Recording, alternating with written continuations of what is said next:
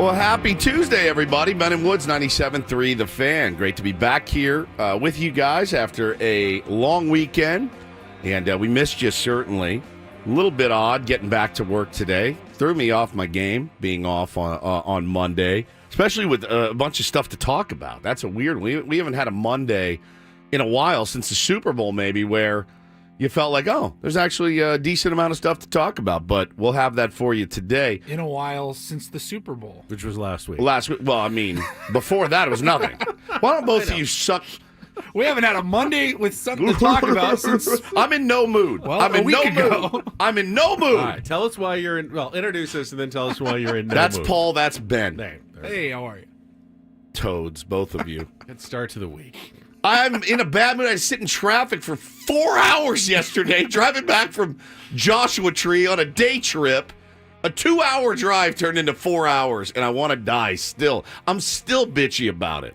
But you didn't see that coming. That's the best part. He actually didn't. I'm driving on the road going, where in the F are all these people? Where is everyone coming from? What do people do? Since when is President's Day? Like, Travel on the Roads Day. I had no idea. None. I was completely flummoxed and flabbergasted as we got up yesterday morning, early as hell, got up at 4:30, hit the road by probably 4:45, stopped, got some Starbucks as a family, rode into Joshua Tree, unfettered, just cruised right in, went right to breakfast, met our friend Jack. You guys know Jackie Jacksaw. Had a delicious breakfast, and then went in, tackled the park. Time of our lives, climbing rocks, going into caves, driving around. Beautiful, beautiful day. We had lunch, and then we hit the road. And the next thing you know, I'm sitting in Riverside or some godforsaken dump dairy town, sitting, rotting in this van, looking at the time. Now you'll be home at 4:15. Now you'll be home at 4:30. Now you'll be home at 4:45. It's nothing worse than the ETA. Oh, my God, man. The goalposts move And on I'm you. rocking back and forth in the van. I'm like... Just give it to me straight right away. Just tell me right away. Tell me I'm looking down the barrel of 6 hours, because I'll tell you what I would have done. Don't change it on me. I would have gotten a hotel. I would have gotten a hotel room. I would have driven back this morning. So here's... And you know what? You did not grow up here. So That's true. So maybe you can be excused. But Hannah should know this. She didn't tell me on purpose. That when this particular weekend... I'm not driving. President's Day weekend...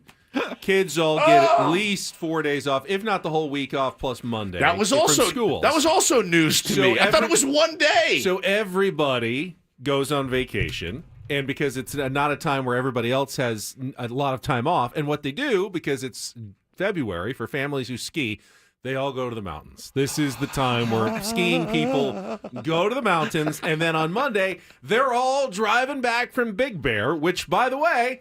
Same route home as Joshua Tree. Right above Joshua Tree.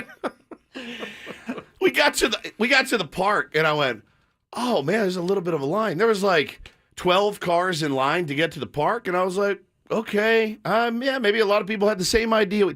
When I tell you, I had no earthly idea that this was quote-unquote ski week.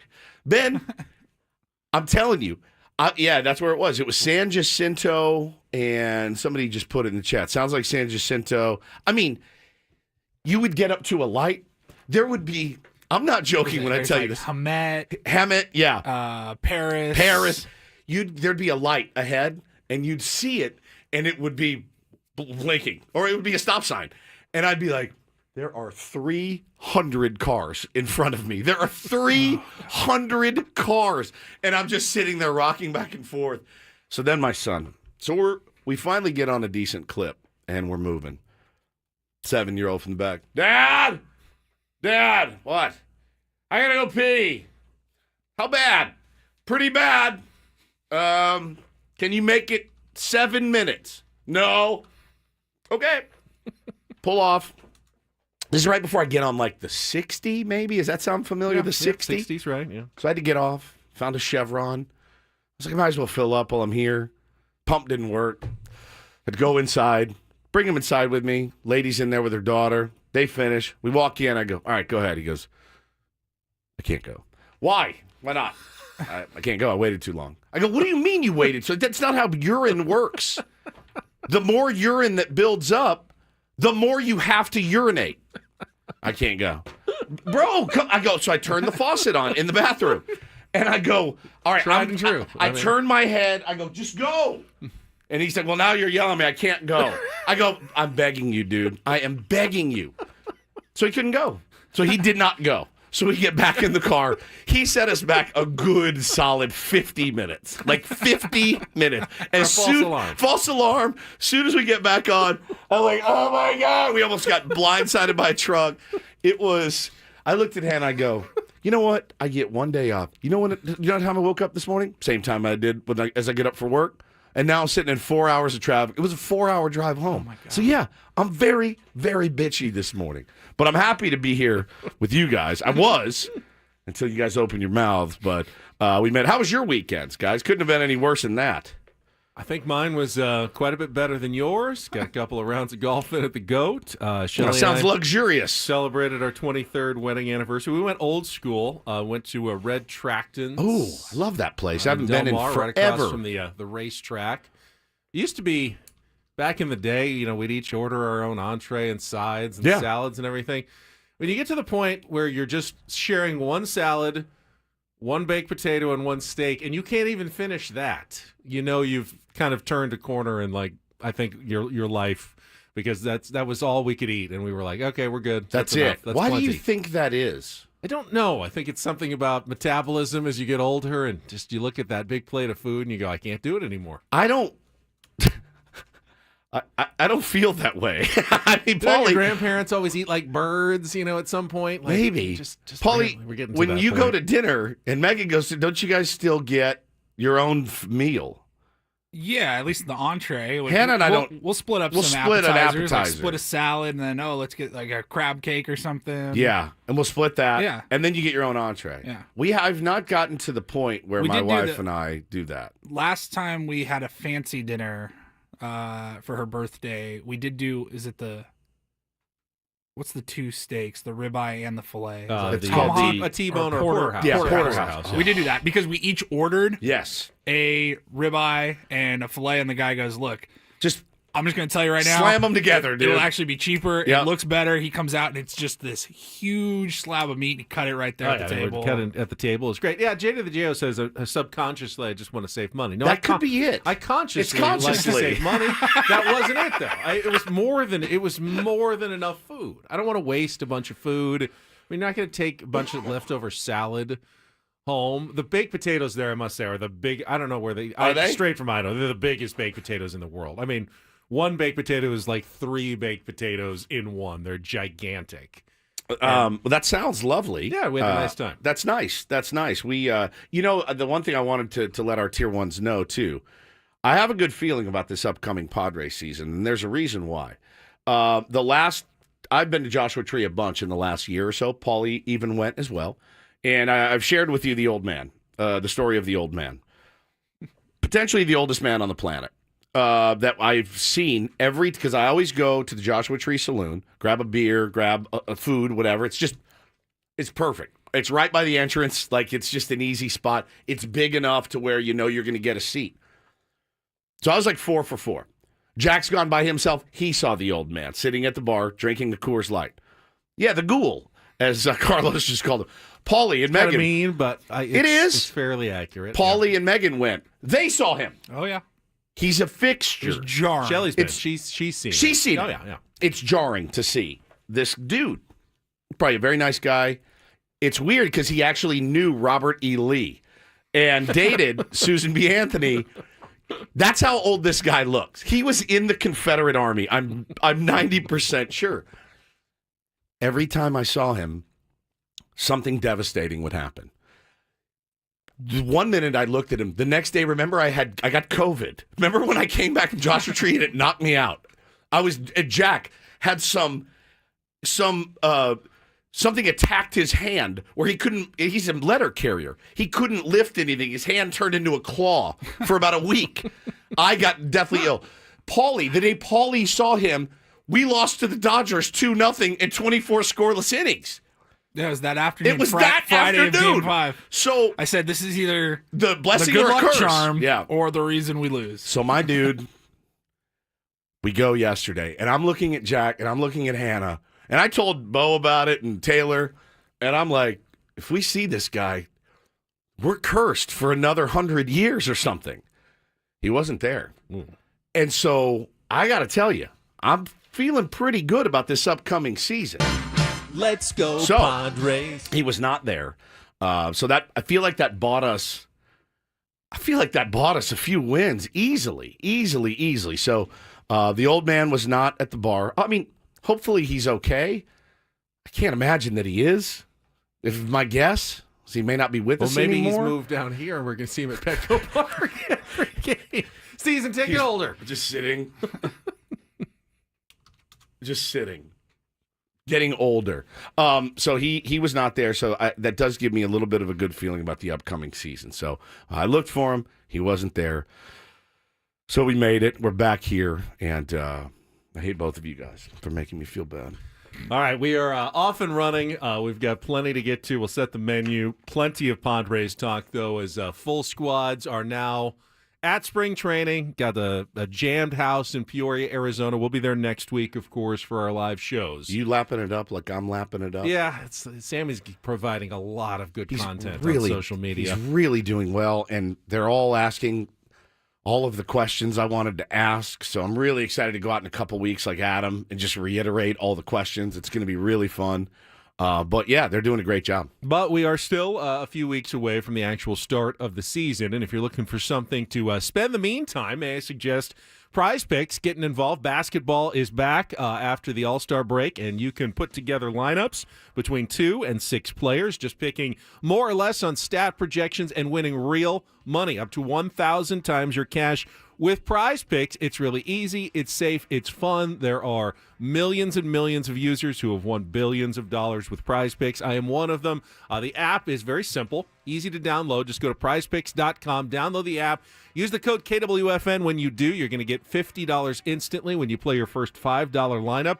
That's $50 instantly when you play your first $5 lineup simply by using the code KWFN. Always look for those special squares, the boosts, the bonuses. It's a great way to just, add a little oomph to your account when you're playing without actually even putting more into your lineups. Very simple. You can go aggressive with the power plays, 5 or 6 together, go for the big scores, or you can go flex plays where you win 2 out of 3 and still add to your money, add to your account. With Prize Picks, fun to play, easy to do. It's legal in 30 states, including California. Prize Picks, run your game. Must be present in certain states. Visit prizepicks.com for details. We'll be right back after Kelly's Traffic here on 97.3 The Fan.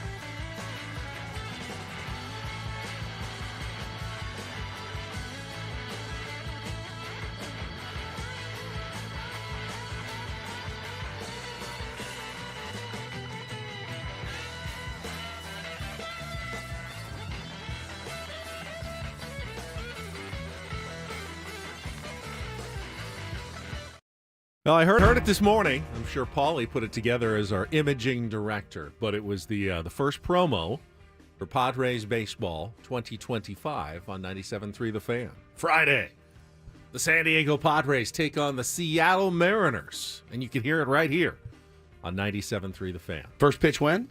About noon? Paulie, what is it? No, it's noon. Yeah, it's noon. That's right. So we got afternoon baseball in 3 days from now. Padres, Mariners. No doubter, Jackson Merill. Cactus League Baseball on the Fan. Our coverage begins Friday at noon. The Padres play here on 97.3 The Fan. All right. What do you have against Tony Gwynn Jr.? Why couldn't you get a little clip of him in there as well? I had to mix it up. Yeah, mix it up. Got a bunch of different play-by-plays. There's one that's got the crack of the bat, and you just hear, ooh. Ooh, little Tony. That's my favorite Tony. Ooh. You know it's gone when he goes at the ooh. I'm excited. Televised, do we know yet? Or just radio for a while? They did put out their TV schedule. I believe almost every game is at least streamed video-wise with Jesse and Tony's Tony and call, Jesse are working a lot. Are they? And then Don and Mud are only doing a couple of games. But Slackers, dude. Yeah, they'll do, there's games that'll be on the radio, there's games that Don and Mud will do, and then there's, the webcast, which has, a pretty stationary camera. It's not like the full production, kind of behind the plate, and then you'll hear Jesse and Tony. Love the old spring training stationary camera highlights on the ESPN. Grainy. I mean, they all look like the Zapruder film, too. I get it. You're not going to put a whole crew out there. But maybe we could get... I mean, it's like the low-tier cameras that they use for... It's not just the Padres. It's every team. That back view of way up in the press box, it looks like, and you just hear... crack. And guys running around the bags, man, it's back. It's back. And I had some friends out at spring training this weekend. And I love seeing the pictures. I love seeing all the sights and sounds, man. It's been really cool so far. So the Padres had Sunday off, and then yesterday you had your first full squad day in Peoria, and we will hear sound from some of your favorites. Manny Machado spoke in the clubhouse. Fernando Tatis Jr. was there. I think Jason Hayward talked a bit as well. Sammy Levitt was there for all of it, and you will hear from many of those players this morning as we go through some of the sound from the weekend. They also introduced the newest Padre yesterday, had his official welcome news conference. Nick Pavetta was added to the mix, officially signed his 4-year, $55 million contract that we talked about last week, and I got some comments from Michael King about Nick Pavetta as well. So those were great. Yeah, I thought so too. Those comments were fantastic. I knew you'd like it. They're fantastic. Without getting too much into it, sounds like Nick Pavetta has a bit of an edge. Can relate. And I know that Woods likes players with a bit of an edge. Got to have a little bit of an edge in this game. You got to play this game with fear and arrogance, Ben. Today is also the day where we are expected to hear from the CEO of the San Diego Padres. Now, that's a big one. That's coming down this morning at about 9:10, I do believe. Yeah, right in the last hour of our show. Okay. So we'll effort to turn around some of that audio, by the end of the program. If not, I'm sure Annie and Elston will have all of it for you. But yeah, Eric Rupner is going to stand in front of the media in Peoria this morning, but not accompanied by any control person. Is that odd to you? Well, I mean, that's how they've done it in recent years. It was him and Ron Fowler, then it was him and Peter Seidler, and last year it was him and Eric Kutsenda. Now John Seidler's been approved as the new control person, but hasn't officially taken over those responsibilities yet until they figure out that the deal is becoming the trustee of the Peter Seidler Trust. Once that is done, then he will officially be the kind of the lame duck. Yeah, he's kind of he's on his way out. So it doesn't make a lot of sense for him to stand there and go, "Yeah, I already don't want to be up there. You guys already don't want to hear from me." I'm done in a couple of weeks. It'd be like if I announced my retirement. And Adam's like, "Hey, I need you to show up at this appearance." I don't think so. I got 2 weeks left, bro. Leave me alone. No, I'm not doing a round table. Dude. I have 2 weeks left. I'm not doing any round tables for the last 2 weeks, okay? Leave me alone. That's exactly what it is. So I guess it does make sense, Ben. I don't think it's anything nefarious that John's not up there, because it's not quite officially official, right? It is not. Until the paperwork is done. I mean, is that a bit of a kick the can down the road, like, hey, we don't have to yet, so let's just wait on it. And, I mean, this would have been a very different conversation for Eric Grupner had it happened 2 weeks ago. I couldn't agree more. But Could not agree now, more. You know, going into it after the Pavetta signing, after, you know, adding Connor Joe and Jason Hayward. And doing something. The signing the Padres reportedly made yesterday as well. Just, you know, they've added pieces to the puzzle it changes the complexion a little bit about this upcoming season. You're not going to get quite the level of scrutiny that you would have a couple of weeks ago. Yeah, I mean, again, you know, I don't think the Padres set the world on fire with many of their off-season signings. That being said, you know, Pavetta at least gave some people a little bit of a heartbeat that were really nervous about them being able to spend money. And we do know that they did have to get extremely creative on that deal as well. But you're right. I think 2 weeks ago, I think there's a pit in your stomach if you're walking to the mic, if you're Eric Grupner. Today, not saying there won't be, but I'm saying maybe a little bit less than there would have been 2 weeks ago. So we got plenty of Padres baseball to talk about. We can also talk about San Diego State hoops. They got another game tonight. After a big win over the weekend against Boise State on Saturday night, they finally made it look somewhat easy as they win at home, a game that they were favored to do. Didn't have to come from way behind or anything like that. But Aztecs have another must-win game tonight against Fresno State. So we'll talk a little San Diego State basketball. And then we've got some giveaways as well. Of course, our biggest fan contest continues. We'll have another name for you at 9 o'clock to qualify for the night in the Odyssey Suite. But also got some tickets today to give away for AEW Dynamite at Front Wave Arena, coming to the new arena in Oceanside on February 26th. And you'll have a chance in our next hour to win some tickets to AEW. And I know people who love wrestling, this is going to be a pretty good prize for that. So keep listening here for a chance to win. And in probably the next hour or so, we'll have an opportunity to win those AEW tickets. Regular features, Don't Do This, Take on Woods, Randall Report, and, of course, Sammy Spring Training will give us caught up on everything that happened over the weekend when he joins us at about 8:35 this morning from Peoria, Arizona. Well, and I know a lot of people were flipping out about it, and I know I was one of them as well. The Nick Pavetta deal, you know, taking about a week or so, or almost a week to get announced, and that was a bit of a relief yesterday. You never know, man, what goes on behind the scenes. We saw a couple of things happen in the NBA recently, Benny, where, you know, the trades get rescinded and deals fall through. But the fact that they made it official yesterday, looking forward to talking some Nick Pavetta with you guys. And then I think, you know, we need to talk about it's not reported anymore. It's official. Yuli Gurriel signing with the San Diego Padres. And I got to say, I was speaking of flummoxed, I was a bit flummoxed by this move and a bit taken aback. And we need to parse that out as well. All right, we'll get to all of that coming up next. First, though, Gambling problem? Call 1-800-GAMBLER. GEGE 000-466. Oh, you know what that disclaimer means? It means we're talking about 7 Mile Casino. It is our favorite card room in San Diego. Not just for the proximity, which is fantastic. It's 7 Mile Casino because it's just 7 minutes from downtown, right down the 5 freeway, but also because it's a fantastic place. It's an upscale card room. It's light. It's got TVs all over the place. It's comfortable. It's friendly. It's everything you're really looking for if you're a card player in a great place to spend a couple of hours. And you know, we've done it before where we've gone and just had lunch there and actually didn't sit down at the tables.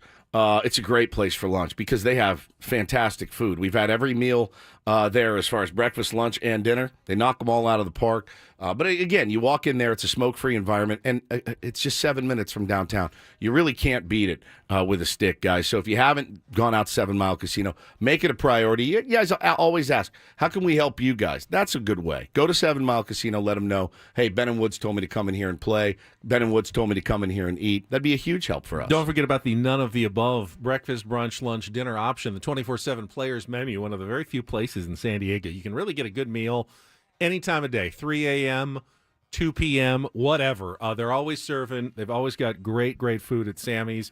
Please check it out today at 7 Mile Casino, just 7 minutes from downtown.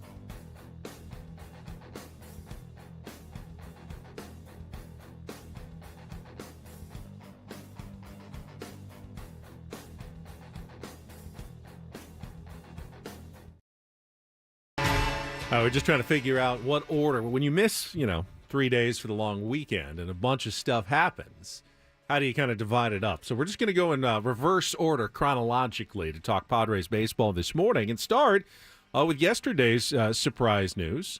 Has not been officially announced by the San Diego Padres, but reported by multiple sources that the team... It was. I don't think they've officially... The team hasn't announced. I swear to God, I saw it on Instagram, but maybe not. Maybe it was some blogger. They announced Pavetta yesterday, finally. But what has not been announced, I don't believe, is the signing of first baseman Yuli Gurriel to a minor league deal with an invitation to spring training. But according to reports, a good chance to actually make the 2025 Padres. Now, you probably remember Gurriel as a two-time World Series champion, batting title winner with the Houston Astros. But, looking it up, I saw that and I go, oh, okay, this is exciting and interesting. And I realized he hasn't had a solid offensive year since 2021. It's been a while, 2022, 2023, 2024. Last year, 18 games with the Kansas City Royals, and then was let go. Spent most of his time AAA, with right? the Braves, AAA affiliate, where he put decent numbers up at AAA, but never decent. Though. Never got a call up right. by the Braves, which seems somewhat telling. And I think your reaction and my reaction were similar, and it was, all right, what's the thinking here from A.J. Preller? I mean, they need a designated hitter. Possibly they need a backup first baseman, although Connor Joe can fill that role already right. with Luis Arraez scheduled to really get the bulk of the starts at first base. He's probably at 40. Gurriel's not someone you're going to want to rely out in the field much. So this is strictly, I would think, a play as a potential DH. I have no problem with looking at scrap heap guys for $1 million. I don't. I have no problem with it.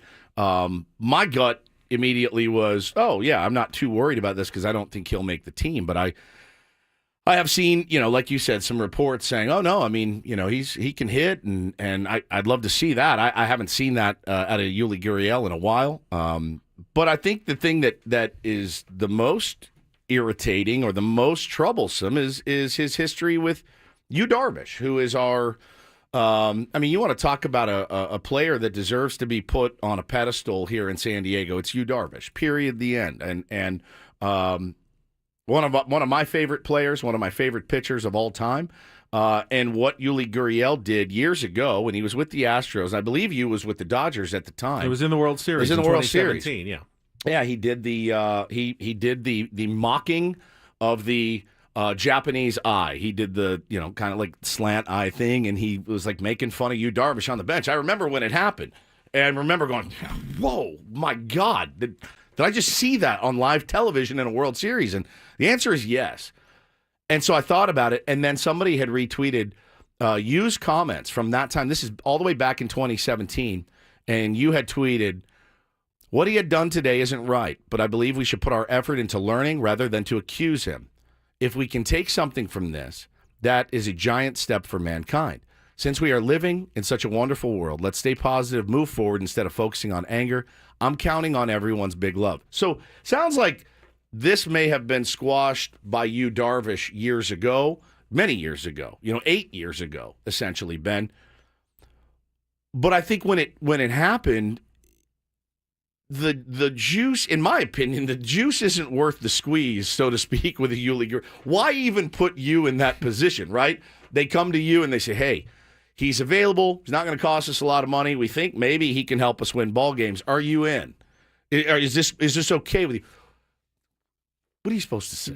What are you supposed to say? Yu is the ultimate teammate. He's the ultimate team guy, and I think you put him in a weird position, do you not, by asking him? Well, if you play third base for the Red Sox, you can just say no. Yeah, you can just say no. He's just, Yu is just such an adult in the room. He's a diplomat, is what he is, man. He's diplomatic. You have no worries that Yu Darvish is going to have any, reaction other than be a total professional. Correct. No matter what. The pro's pro, forward. right? So, yeah, I'm not worried about, some sort of incident or lingering bad feelings. I just don't understand the baseball move. I mean, even Yuli Gurriel at his best. Yeah, I'd absolutely take a batting champion as your designated hitter.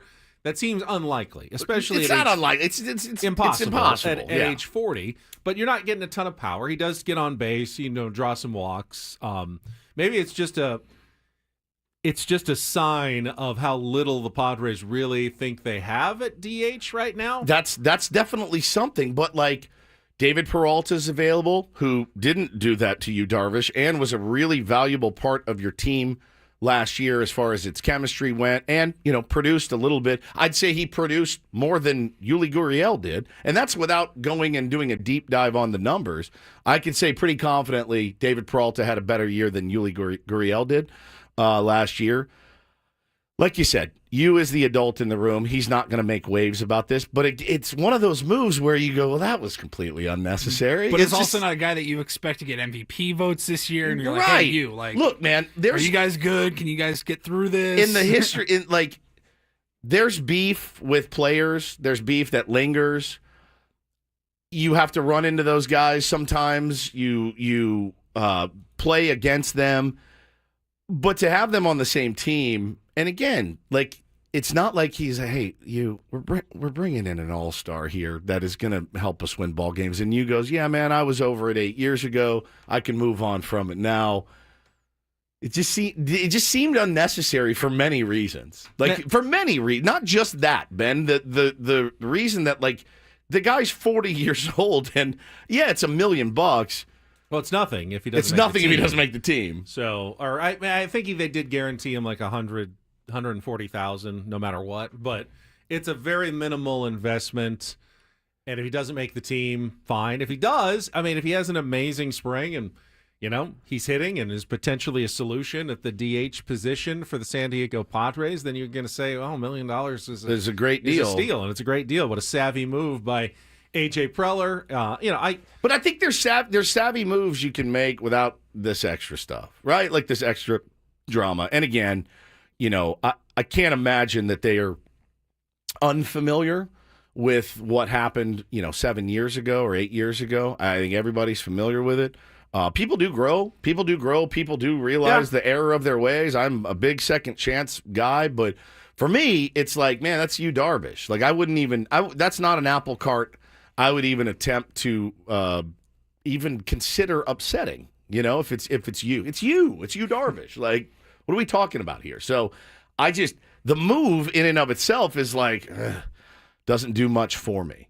Honestly, the Hayward, and there are people right now rolling their eyes saying, I feel the same way about Connor Joe and Jason Hayward. I don't particularly. I think those are better moves than this one, based on the fact that they're both younger than Yuli Gurriel, have been a little bit more productive than Yuli Gurriel, and two elite human beings. By all accounts, I told you, Jason Hayward, from my source, said he is number 1A in baseball as far as a clubhouse guy goes, and the same can be said for Connor Joe. He does have a notable nickname.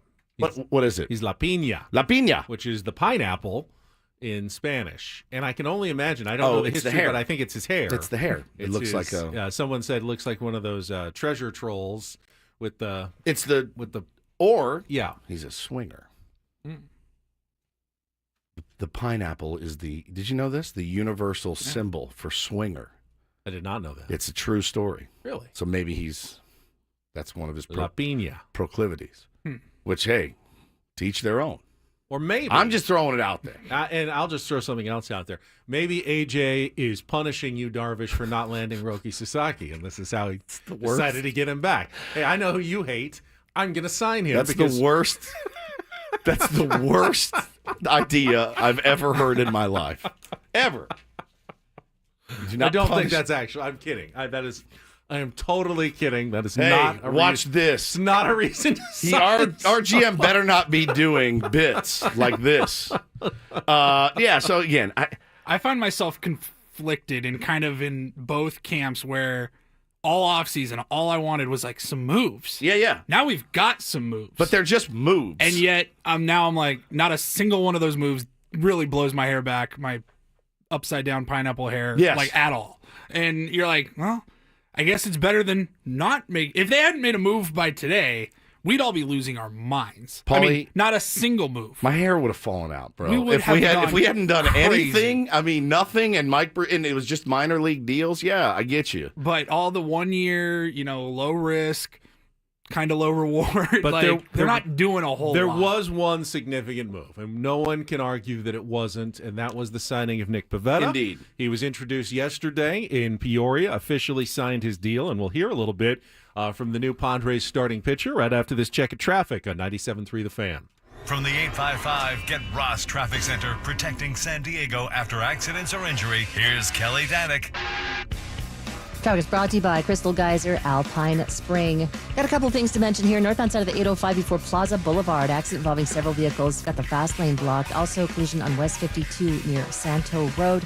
A couple vehicles involved. Looks like you got the fast lane blocked. Accident has cleared on northbound 15 near Adams Avenue. What makes Crystal Geyser Alpine Spring water different? They always bottle their Alpine Spring water less than 1.5 miles from the spring source. And all their bottles are made with 50% recycled plastic from their own recycling plants. Crystal Geyser, bottled at the spring source. I'm Kelly Danick with Ben & Wood, San Diego's #1 sports station, 97.3 The Fan. All right, initial impressions. Nick Pavetta, I'm sure you've seen some of the sound bites. Our Sammy Levitt was there getting all the audio from his introductory press conference. It was very matter of fact, very calm, collected, cool in his initial press conference with the San Diego Padres. Was asked the questions that you would expect about turning down his $21 million qualifying offer and the unusual structure of the deal that he signed with just getting $1 million salary this year and a small signing bonus, but then getting $19 million next year and opt-outs in years 2 and 3. But to me, he just seemed like a very professional pitcher who was ready to come in and contribute for the San Diego Padres. Yeah, I definitely like what I heard, and I've liked what I've seen. And some of the usual suspects on Twitter have done such a good job. Our buddy Clark Farrenholt, who works for Mad Friars, he's done a great job diving in. Our buddy Tommy, that always is diving into these guys' underlying numbers. Everybody likes what they see from Nick Pavetta with some room to grow. And when you put a guy like Pavetta, who reminds a couple of these guys that do these deep dives, Ben, who reminds them of the Seth Lugo, Michael Wacha type, mostly Lugo, I think, with the fastball that plays up and the slider. And you think about pairing them with Ruben Niebla. Ruben had some great comments about Nick Pavetta in this piece by Jeff Sanders. And he basically said, look, I love what this guy does. He says it's stuff. Mindset, strike one, strike two. Talking to him, he's very aggressive. He's going to try to go after hitters. That's the culture and identity of our guys. If you think about it, from Musgrove to King and who he became, and you start filling in some of the bullpen with Jason Adam, Robert Suarez, Jeremiah Estrada, it's guys that are not afraid of competition.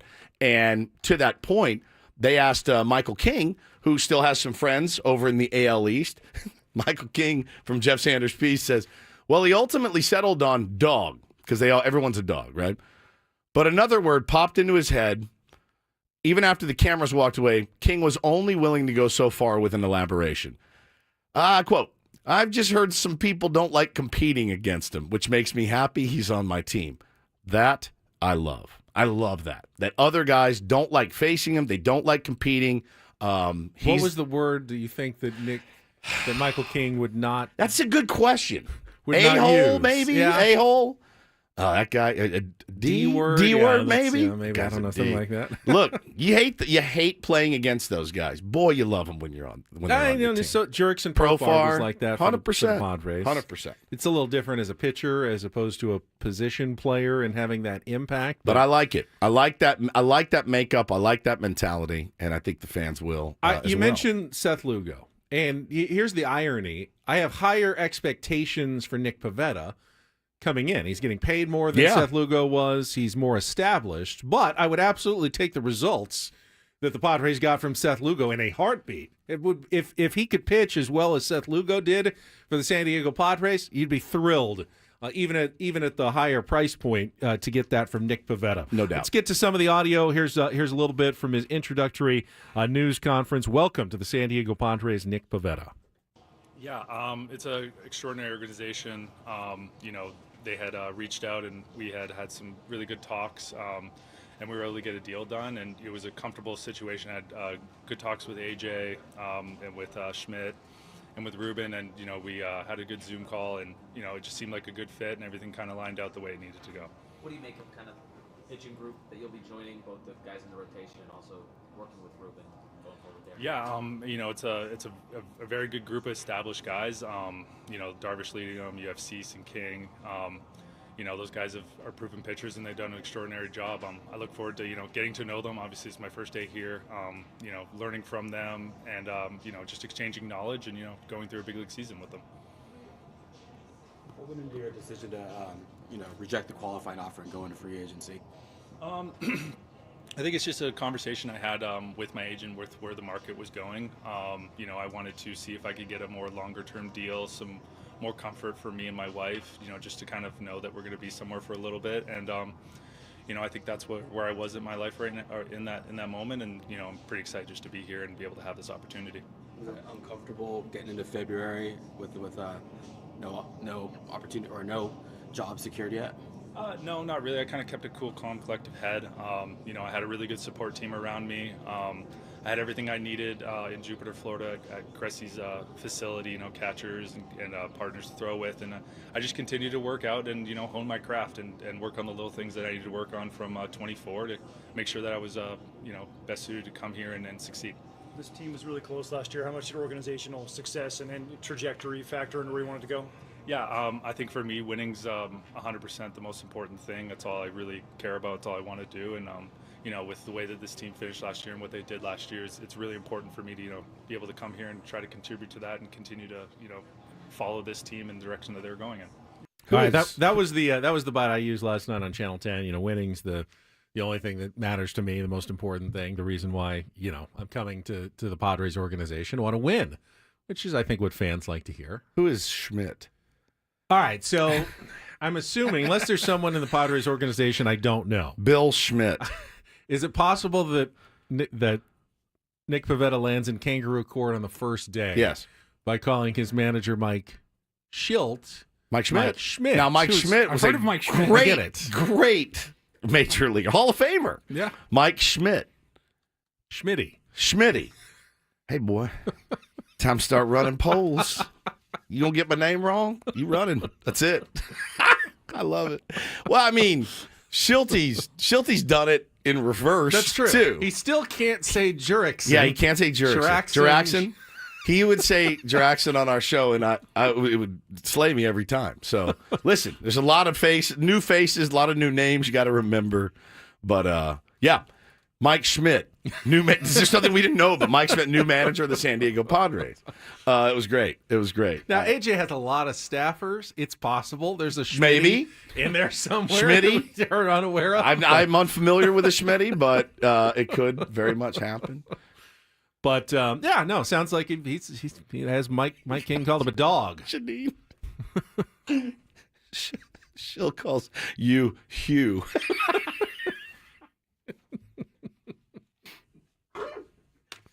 Hugh Darvish.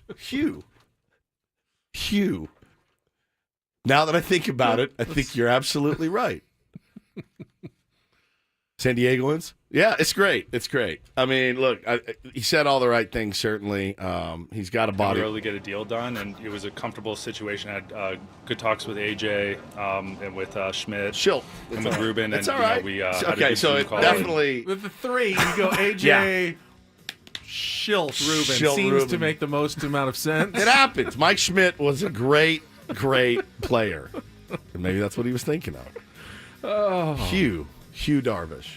We'll come back. Hour number 2 of Men in Woods. We heard from Joe Musgrove this weekend. He's got an aggressive timetable for this season. I love it. Best of luck to Joe.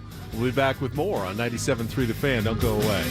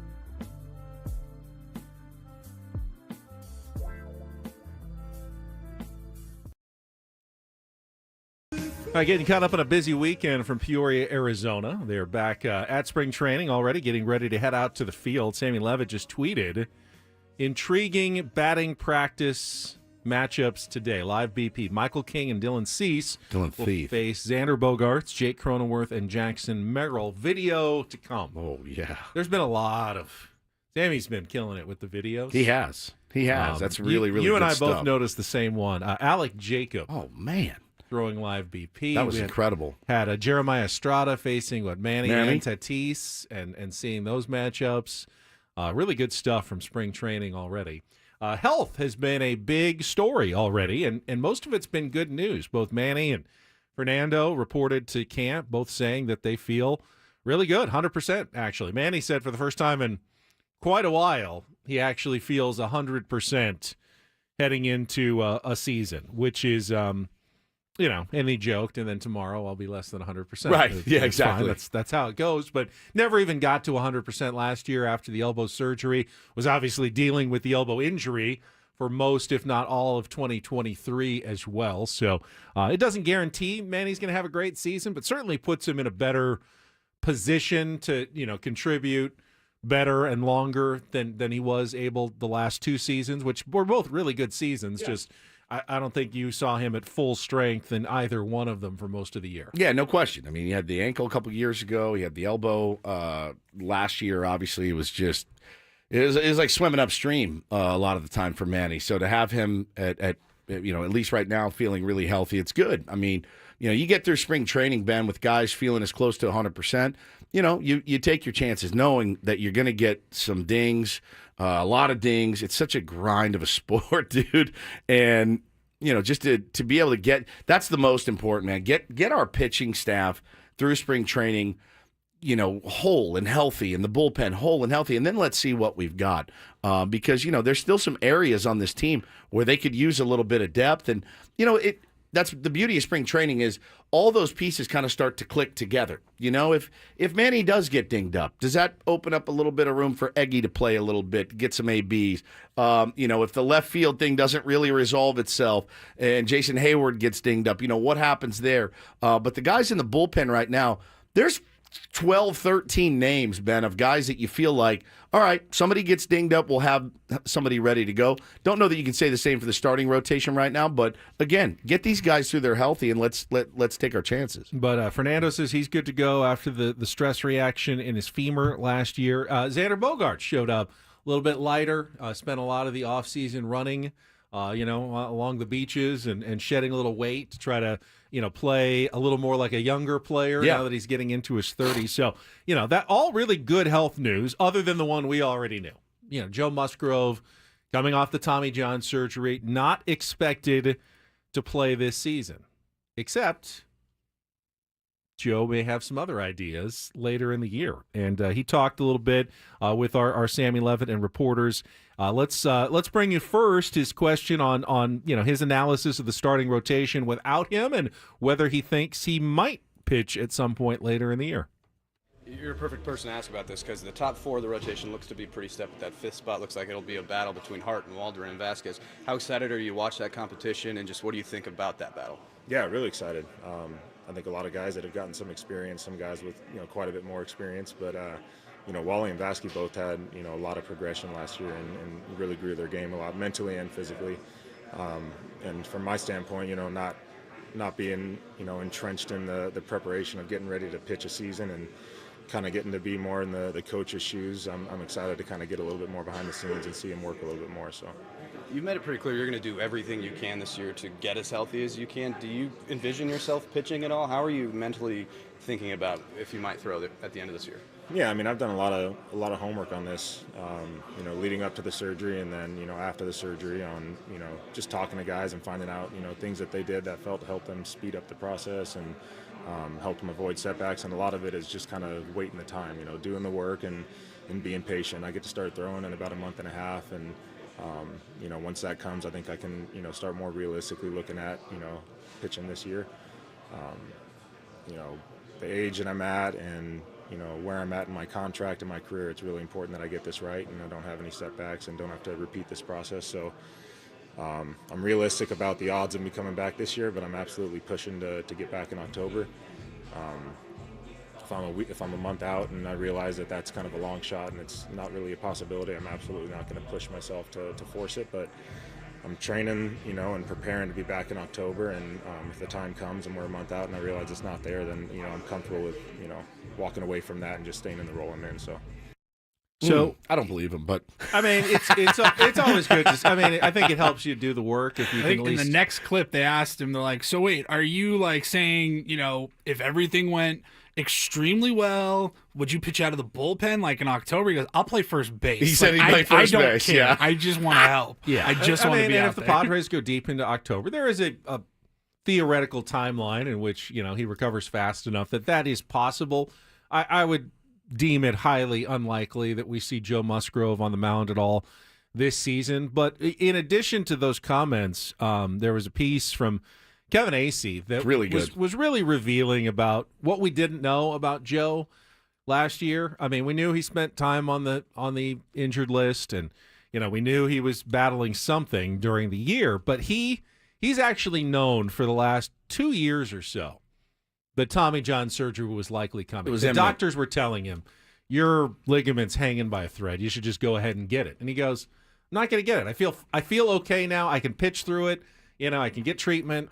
He said if it goes, it goes. It goes, and then we'll do it. And by the end of last season, going into the playoffs, he went into every start, including his last start in the playoffs against the Braves, knowing it was about to go. And telling Ruben Niebla, This is it. and the catchers, watch me every pitch, because if you see something, then it's probably gone. And they saw it. Remember how they saw it? Yeah. Remember how abruptly they took him out in that game? It was horrific, man. Just He dropped 7, 8, 9 miles Yeah. per hour, and they said, that's it. So they were waiting for that moment. That was not a surprise. That was not a surprise to the San Diego Padres that Joe blew out his elbow. So you don't think, because he says if the postseason comes around, and they're in it, he says, I'll be back to throwing hitters in September. I'll be fully healthy. It's just a matter of whether I get built up and decent enough at a distance where I can go out and start a game. And then do what they want me to do, go start a game. My first game in a playoff atmosphere. There's a lot of things working against me, but I feel good. I'm not trying to be an effing hero, but I'm going to give it every chance. And if I'm a month away, I realize I'm not ready. I'm not going to push. I just don't.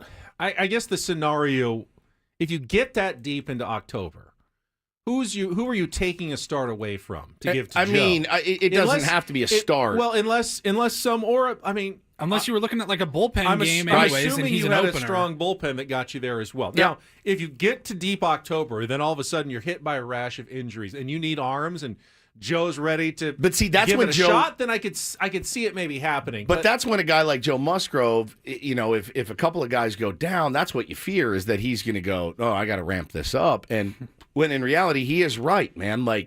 We need Joe. He's had some injuries, Ben, but he's had some freak injuries, right? A couple of them are kind of freak injuries. I don't look at him as a guy that's broken down. I look at him as a guy that's had some bad luck. Some of it's self-inflicted, certainly. Running on the hot warning track. The hot in warning Mexico. track. It's mostly his barefoot injuries that had bothered. But it was the kettlebell. So I was in the gym the other day, and my trainer handed me the kettlebell. He goes, this is the same weight that Joe broke his foot with. And I picked it up. I go, yeah, I don't think a shoe was going to do him any difference. If he had a shoe on and he dropped it on his foot was still going to be shattered at that time. So, but I that's what I fear is if they are banged up, but they do want to make a run, that Joe's what's his you saw his mentality the last 2 seasons was, I don't care. If it goes, it goes. I'm going to go out and battle for my team, which I love. But he also realizes, I've got a contract and I need to pitch. I need to be a pitcher.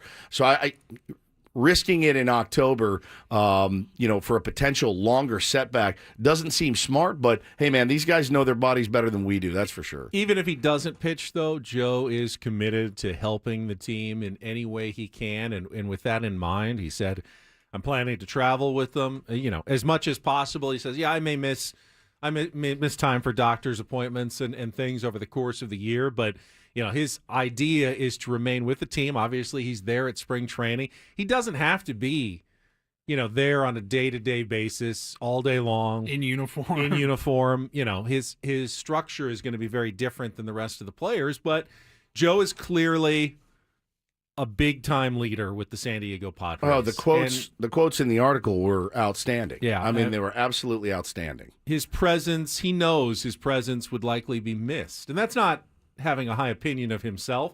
That's just the reality, that not having Joe there is something I would assume that Mike Schilt would have been concerned about. So knowing that he plans to really be in that role, and he can fill that role pretty well because, most – for a starting pitcher, most days you don't pitch over the course of the season. You pitch once a week, maybe.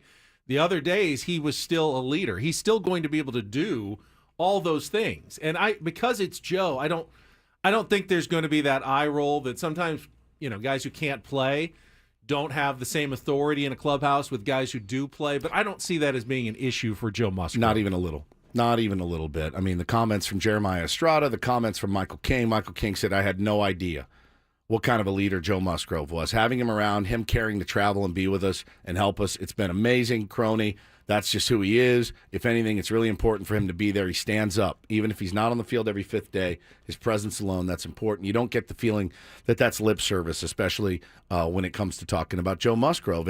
And that is, again, one of those intangibles that he brings. And, I'm all for it, man. I'd love to see him back and fully healthy in October. What a nice addition to a playoff roster that would be. But let's not get ahead of ourselves. We still got to win. As a fan, it feels like a movie moment. Oh, no question. If Joe comes trotting out of the bullpen, like, Ricky Vaughn Wild thing in Major League for a major playoff moment. Now, again, I think the reality conspires against that, but man, can you imagine Petco Park sold out, haven't seen Joe in a year, and he comes trotting out of the bullpen? I can absolutely imagine it. Yeah, I can absolutely What imagine a lift that would be to everybody. No question. It's something to dream on a little bit. No question about it. No question I'm about not going to bet. I'm not going to bet against Joe Musgrove. I'm not either. That would be dumb. All right, we'll take a time out. When we come back, don't do this. First edition of the week on a Tuesday.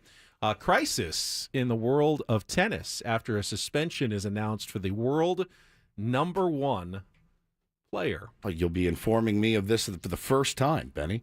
I wanted to tell you guys, we were just talking about Joe Musgrove recovering from injuries and all of that. And listen, none of us are finely tuned athletes out there, but we all have stuff that we like to do.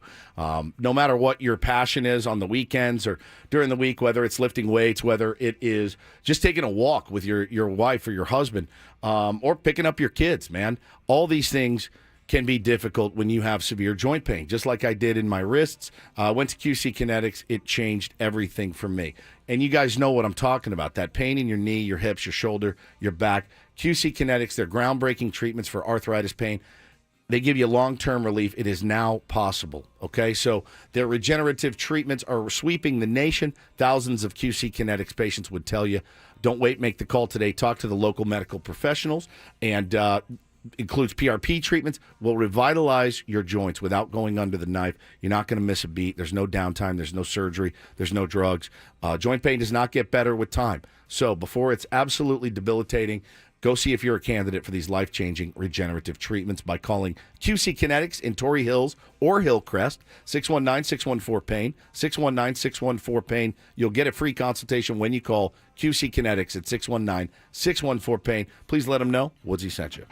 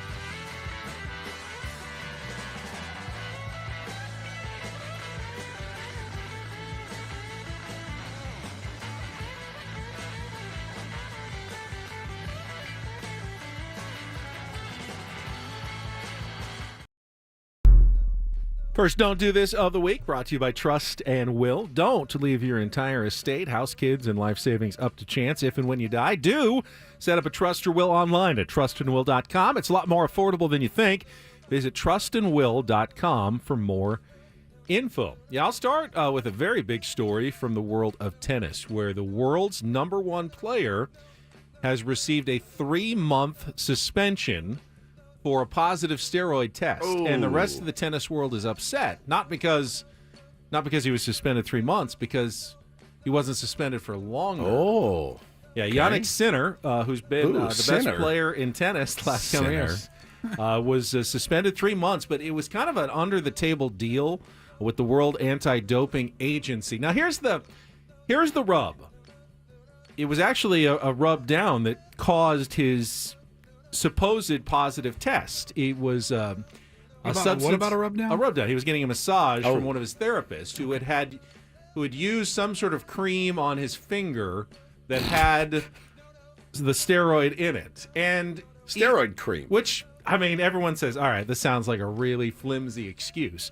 The WADA said his actual story, they investigated and they believe he is being honest, that he didn't intend to cheat. So then why did they suspend him? Because it's a zero tolerance policy. Any positive test is an automatic 1-year suspension.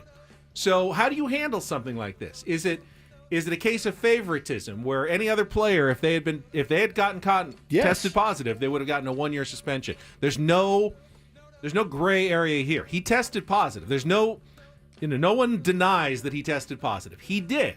He also tested for a very minuscule amount that they say probably wouldn't have benefited him in any way, but he triggered the threshold. What do you do? So they ended up with this deal where he accepted a 3-month suspension, which just conveniently happens between the Australian and French Open, so he doesn't miss any of the Grand Slam of the big events during the year. He just misses 3 kind of meaningless months of the tennis season.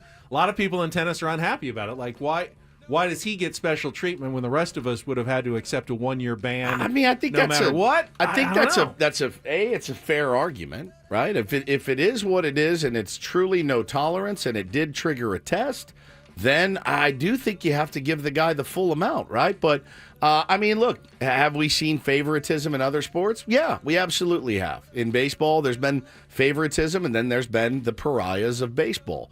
Without naming names, there's people in the Hall of Fame that 100% tested positive for performance-enhancing drugs. Period. The end. Name in the Mitchell report. But you got a gap tooth, big smile, and no one seems to care. You're starting to get kind of specific without naming names. Not necessarily. And, but be careful over there, Poppy. The under the table deal, though, is weird. Of like, all right, I'll just do 3 months, and we'll do it in a time that doesn't really affect me. Yeah, I think it would piss me off if I was another tennis player. Novak Djokovic is one who has criticized the favoritism.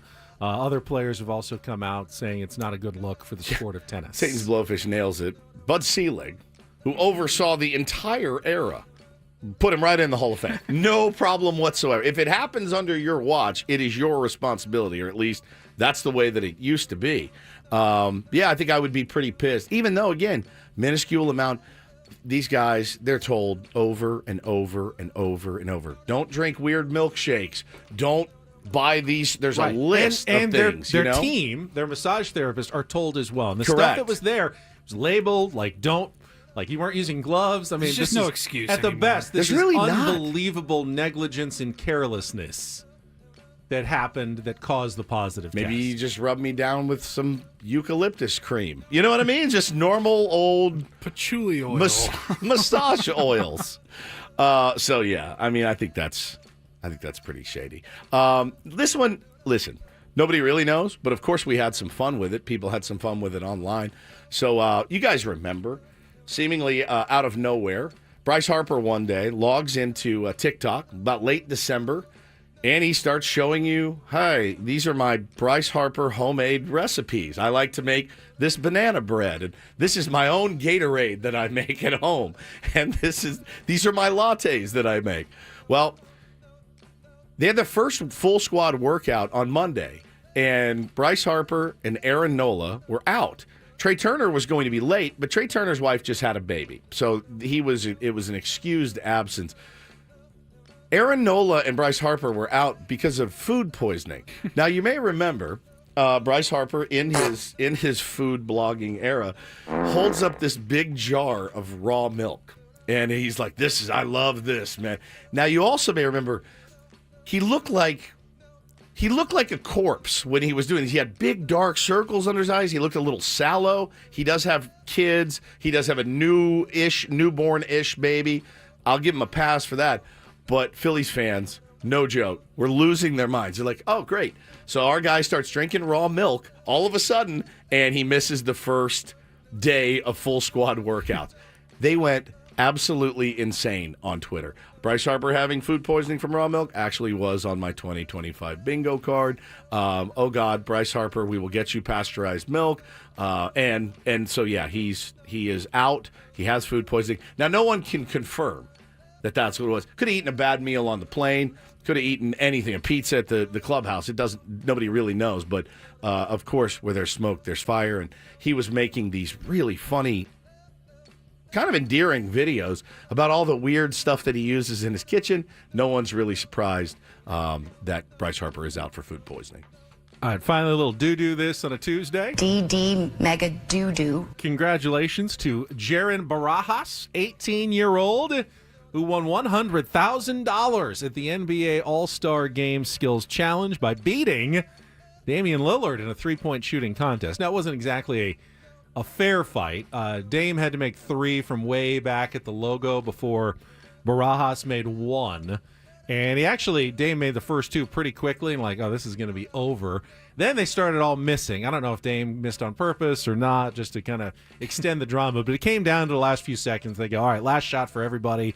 On his last shot, he banks it in to win $100,000. I don't know. Did you watch any of the All-Star Weekend? No. Paul, did you watch any of the All-Star Weekend? I watched a little bit on Saturday night, kind of in between hockey and San Diego not the State. Game on Sunday, the 3 games, actually. I watched the changed very format. little, and I saw that it was universally hated. I thought they actually did play a little bit harder. Now, there was still a lot of that no defense. There was a ton all-star. of dead time in between the games. That was stupid. That's a don't do this. Why would you stop the game for 20 minutes so Kevin Hart can just wander around with a microphone? They did that? Yeah, they did that. Like at halftime? No, it wasn't even halftime. They did the just mini game tournament format. Tried to be pickup. In between the games, but also during the games. They would stop and okay, let's now a little interlude here with Kevin Hart. I didn't get that. But the competition, which was the 3 teams, Kenny, Shaq, and Chuck, each had their teams. The Shaq's OGs, which were mostly the older players, the global stars, and then the young stars. And then you had your actual rookie team that won on Saturday that got to be the 4th team. And they played a little tournament, 2 semifinals and a final.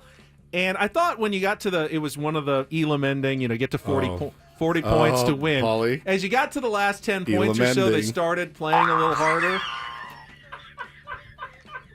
They've got some work to do to make it. They can make it better for sure, but I thought that there was at least. Hey Ben, will you come watch our game? We're gonna have an Elam ending. There's some problems to the Elam ending as well. There was one that was going to end on a free throw, and the referee simply would not call a foul. They didn't want it to end on a free throw, so just could hack them whatever they wanted. They have some issues in the NBA All-Star game, just like every All-Star game does. They still have some issues, but congratulations to the kid who won $100,000, and that's don't and do this for a Tuesday. That was Don't Do This with Ben and Woods on 97.3 The Fan. Many do this to my beloved San Diego Seals, Ben, who desperately needed a win, had to go into Bandit Land in Buffalo to take on the undefeated Buffalo Bandits, and they won. And it was I wanted to watch the hockey, but the Seals they lured me in. Westberg overtime winner, right? Yeah. God, 6 goals for our captain Westberg. It felt so good to watch them win that game. Now, Buffalo had played the night before. They were a little bit beat up, but man, I'm not taking anything away from the Seals. Beating the Buffalo Bandits, I mean, they're it's the Dodgers of the NLL. They get 18,000 people a game at their matches. It's insane. I bet they are going to be pretty mad for their next game, though, and looking for some revenge. Oh, yeah. Well, I believe it's this weekend against the Buffalo Bandits here. Yeah, the Bandits are going to want revenge on the Seals. So it should be nuts. A big one this weekend. It was for awesome. You guys. Also, due to this performance for the Aztecs on Saturday night, we'll talk a little college basketball coming up here at the bottom of the hour. First, though, let me tell you about SDFatLoss.com. So happy that I went through the program back in summer of 2023. They told me I could lose up to a pound of fat per day and 10 to 20% of my body weight in 60 days. I was a bit skeptical because I like to eat. Yet I did. I lost 40 pounds in 60 days. The most important part for me, though, is I've kept the weight off. I'm still over 40 pounds down about 19 months later, thanks to their great maintenance program. It's not just about losing the weight. It's about keeping the weight off long term. They take out the guesswork. It works for busy people. And mostly, I loved it because it was based on real food. No prepackaged bars or shakes or mixes. Just got my own food, chicken, steak, vegetables from the grocery store. Ate it when I was supposed to, portion size, and I lost the weight. It's not just me as well. My colleagues, Chris, Ello, Matt Scraby, lost a total of 77 pounds. Down the hall, Jess and John from KSON, they lost 70 pounds in 60 days. And so many Tier 1s, like Manny, he's lost 93 pounds on the SDFatLoss.com program. So it absolutely works, and it can work for you as well. Just set up your free consultation by going to SDFatLoss.com. Because it is still February, they're extending their Valentine's Day special, $200 off all this month long when you sign up to lose the weight, change your life, feel better, look better in the mirror, more energy, better sleep, and less pain. So many benefits from taking that weight off. You can do it. I did it. You can too. Just go to SDFatLoss.com. That's SDFatLoss.com.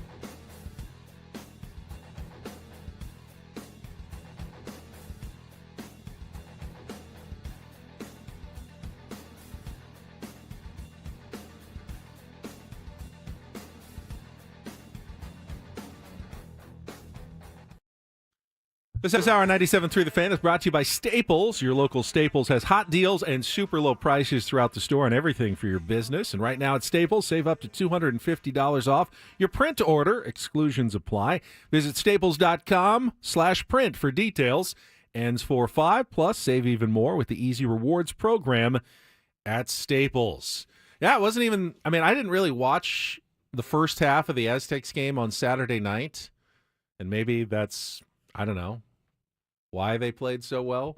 I wasn't there to constantly complain and tweet about them. Wait a minute, because you're not a big... I'm not. You're not a Jinx guy. I am a Jinx guy. When I turned it off, when they were getting their doors blown off last week, they came back with an incredible win. Yeah, I would have enjoyed watching the first half of the game. Yeah. Well, you know what? It was close for the first... 8 or 9 minutes. 10 to 15 minutes, and then the Aztecs went on a little run and took a 10-point lead over Boise State at halftime. Boise State went...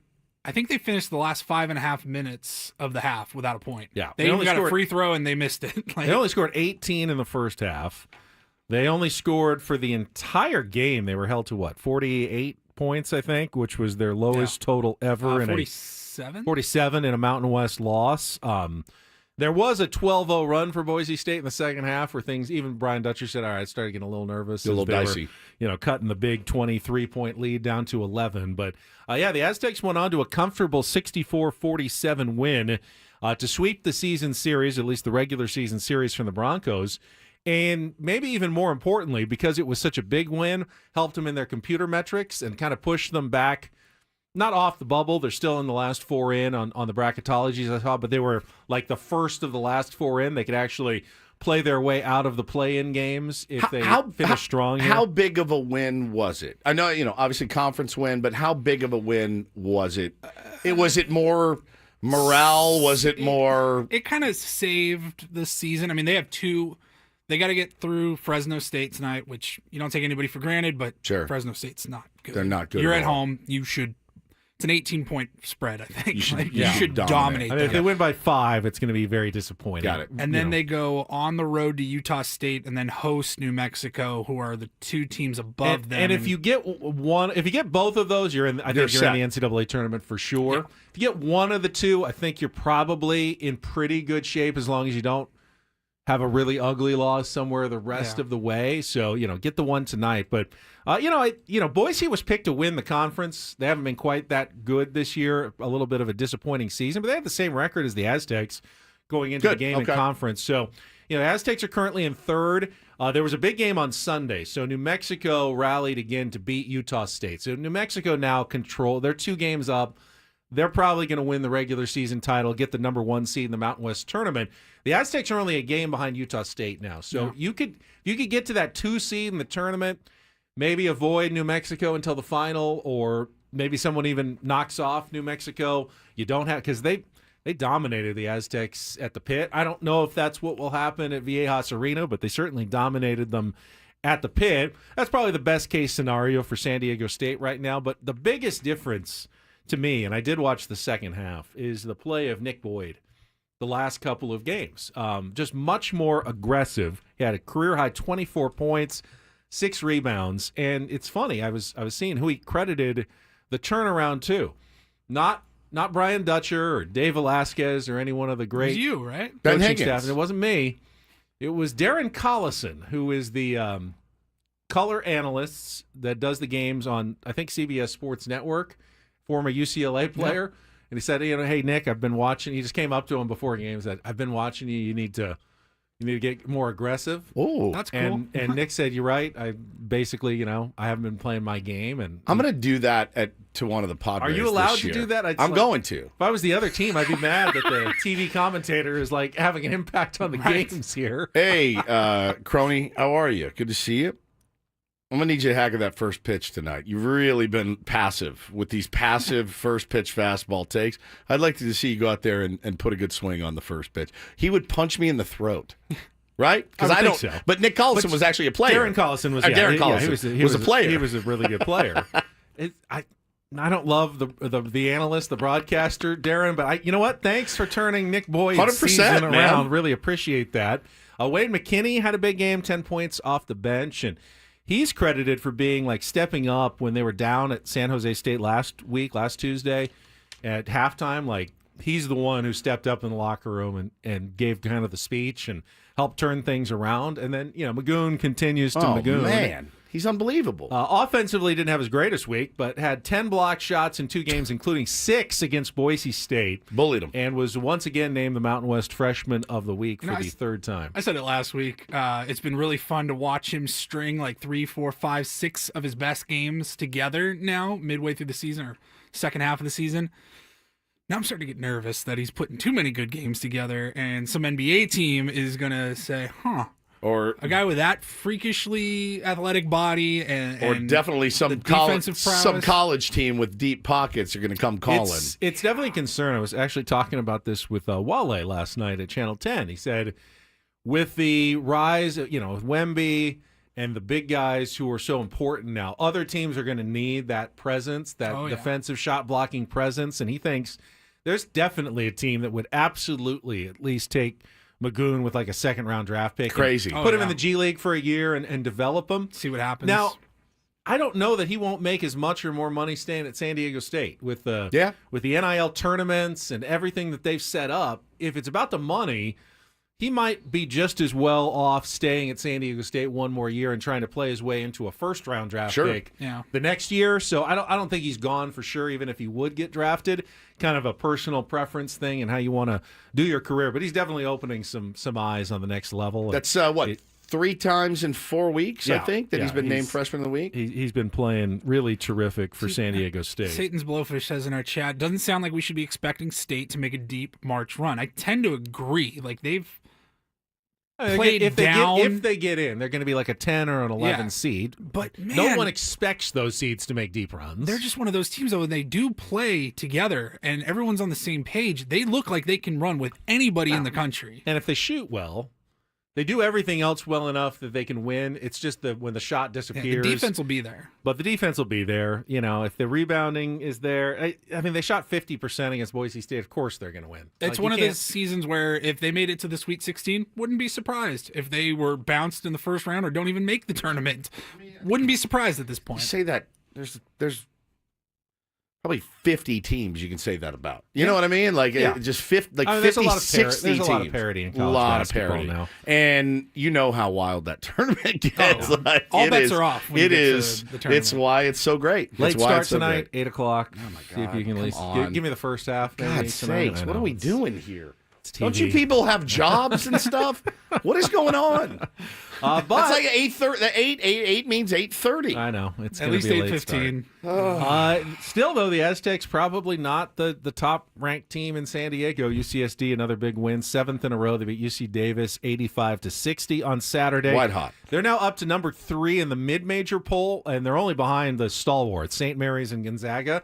That's the level they're at now. Woo! They're being, compared even somewhat favorably to Gonzaga, who's having a really down season. They're out of the top 25. They're not having a great year, but even on a not great year for UCSD in 1 year to be in the same conversation as Gonzaga is quite the debut for their first full year in Division I. They even got 3 votes in the coaches' top 25, the actual top 25 poll. That's yesterday. insane.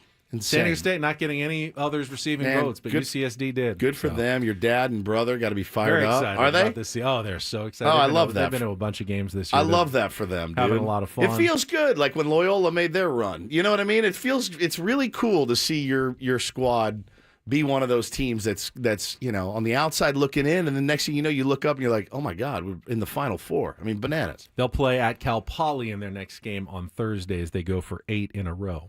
All right, other baseball news from the weekend. Spicy story developing with the Boston Red Sox. We'll get to that after a check of traffic here on 97.3 The Fan. From the 855 Get Ross Traffic Center, protecting San Diego after accidents or injury, here's Kelly Danick. Just a couple things to mention this time around. Northbound side of the 805 before Sweetwater, there is a collision involving a car and a motorcycle. It's in the center divide. Also, westbound King Freeway, just before the 805 collision and clearing stage, over to the right shoulder. I'm Kelly Danick with Ben and Wood, San Diego's #1 sports station, 97.3 The Fan. Don't forget to listen at 9 a.m. for us to announce today's biggest fan for a chance to qualify for a night in our Odyssey suite at a future Padres game.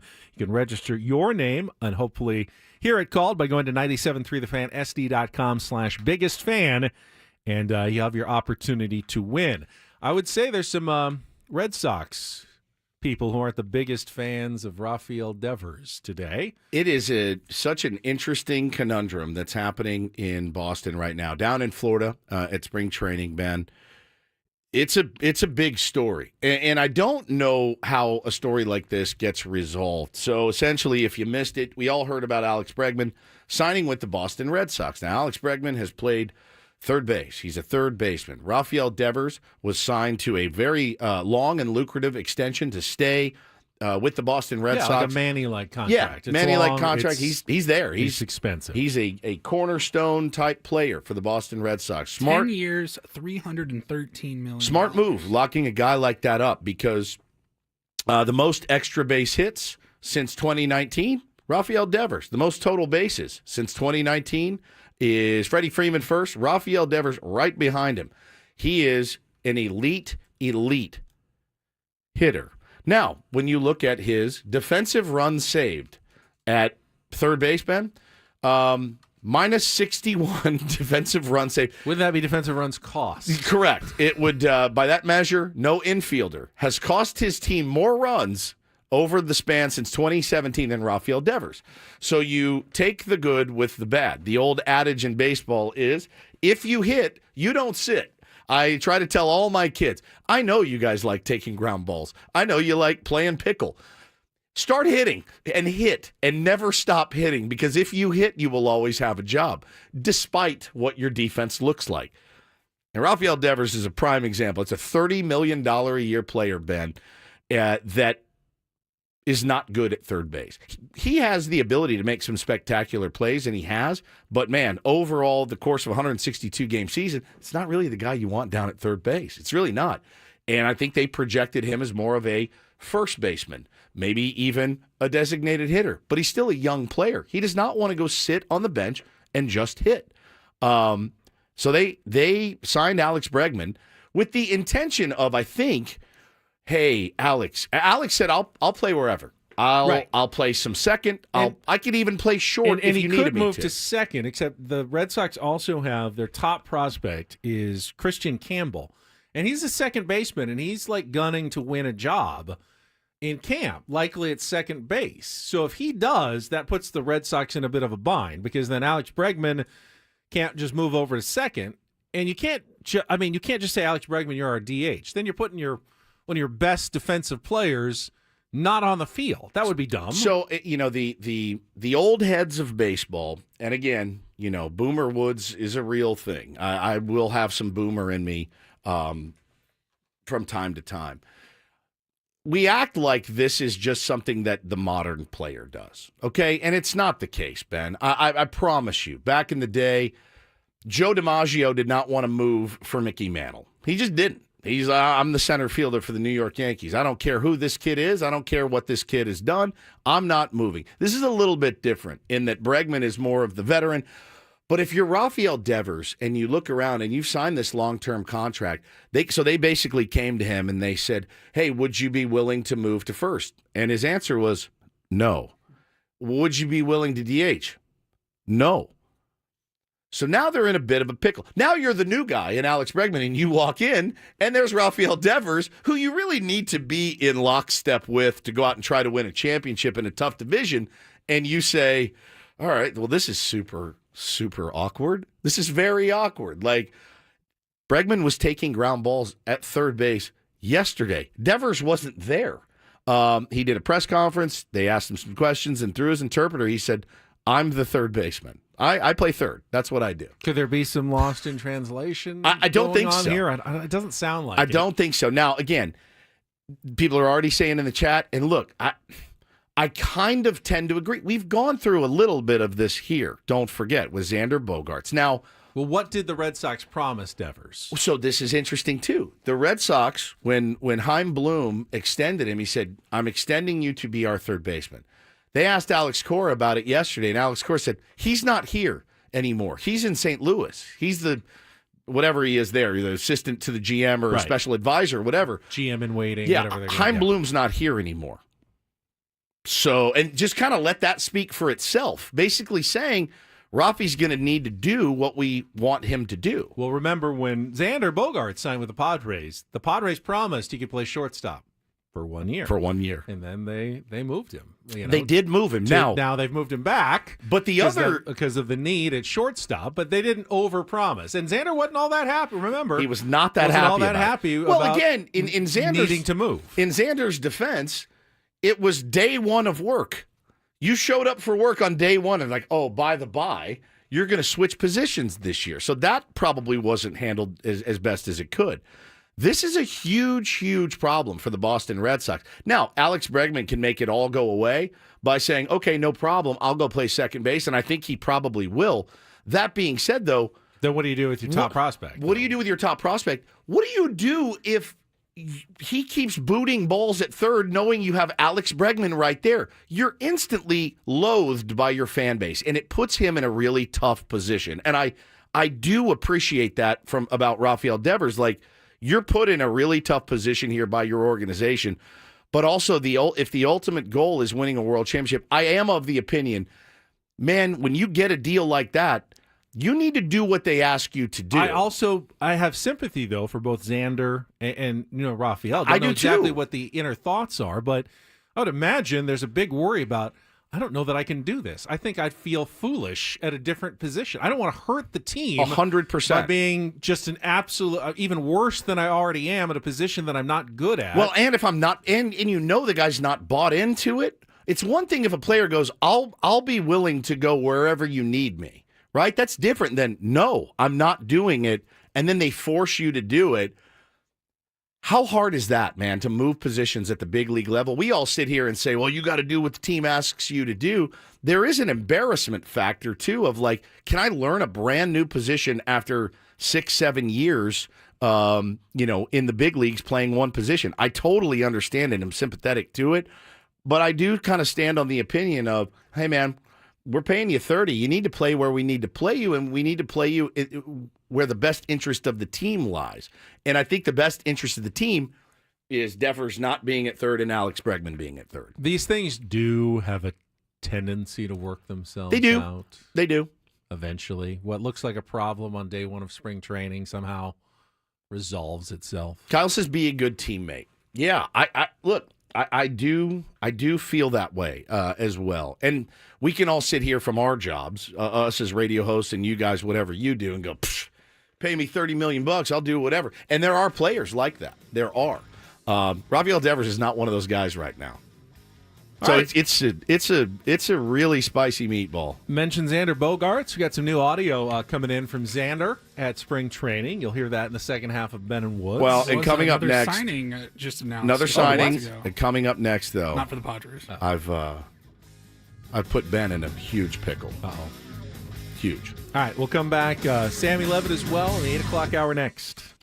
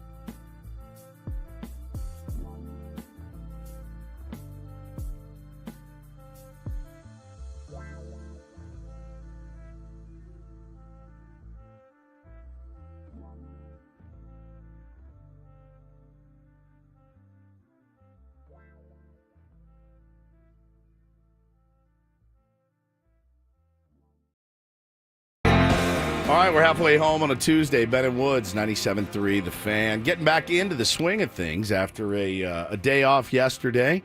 I'm Woodsy. That's Paul Reindl, executive producer. Ben Higgins. Man, what a mensch this guy is to my left.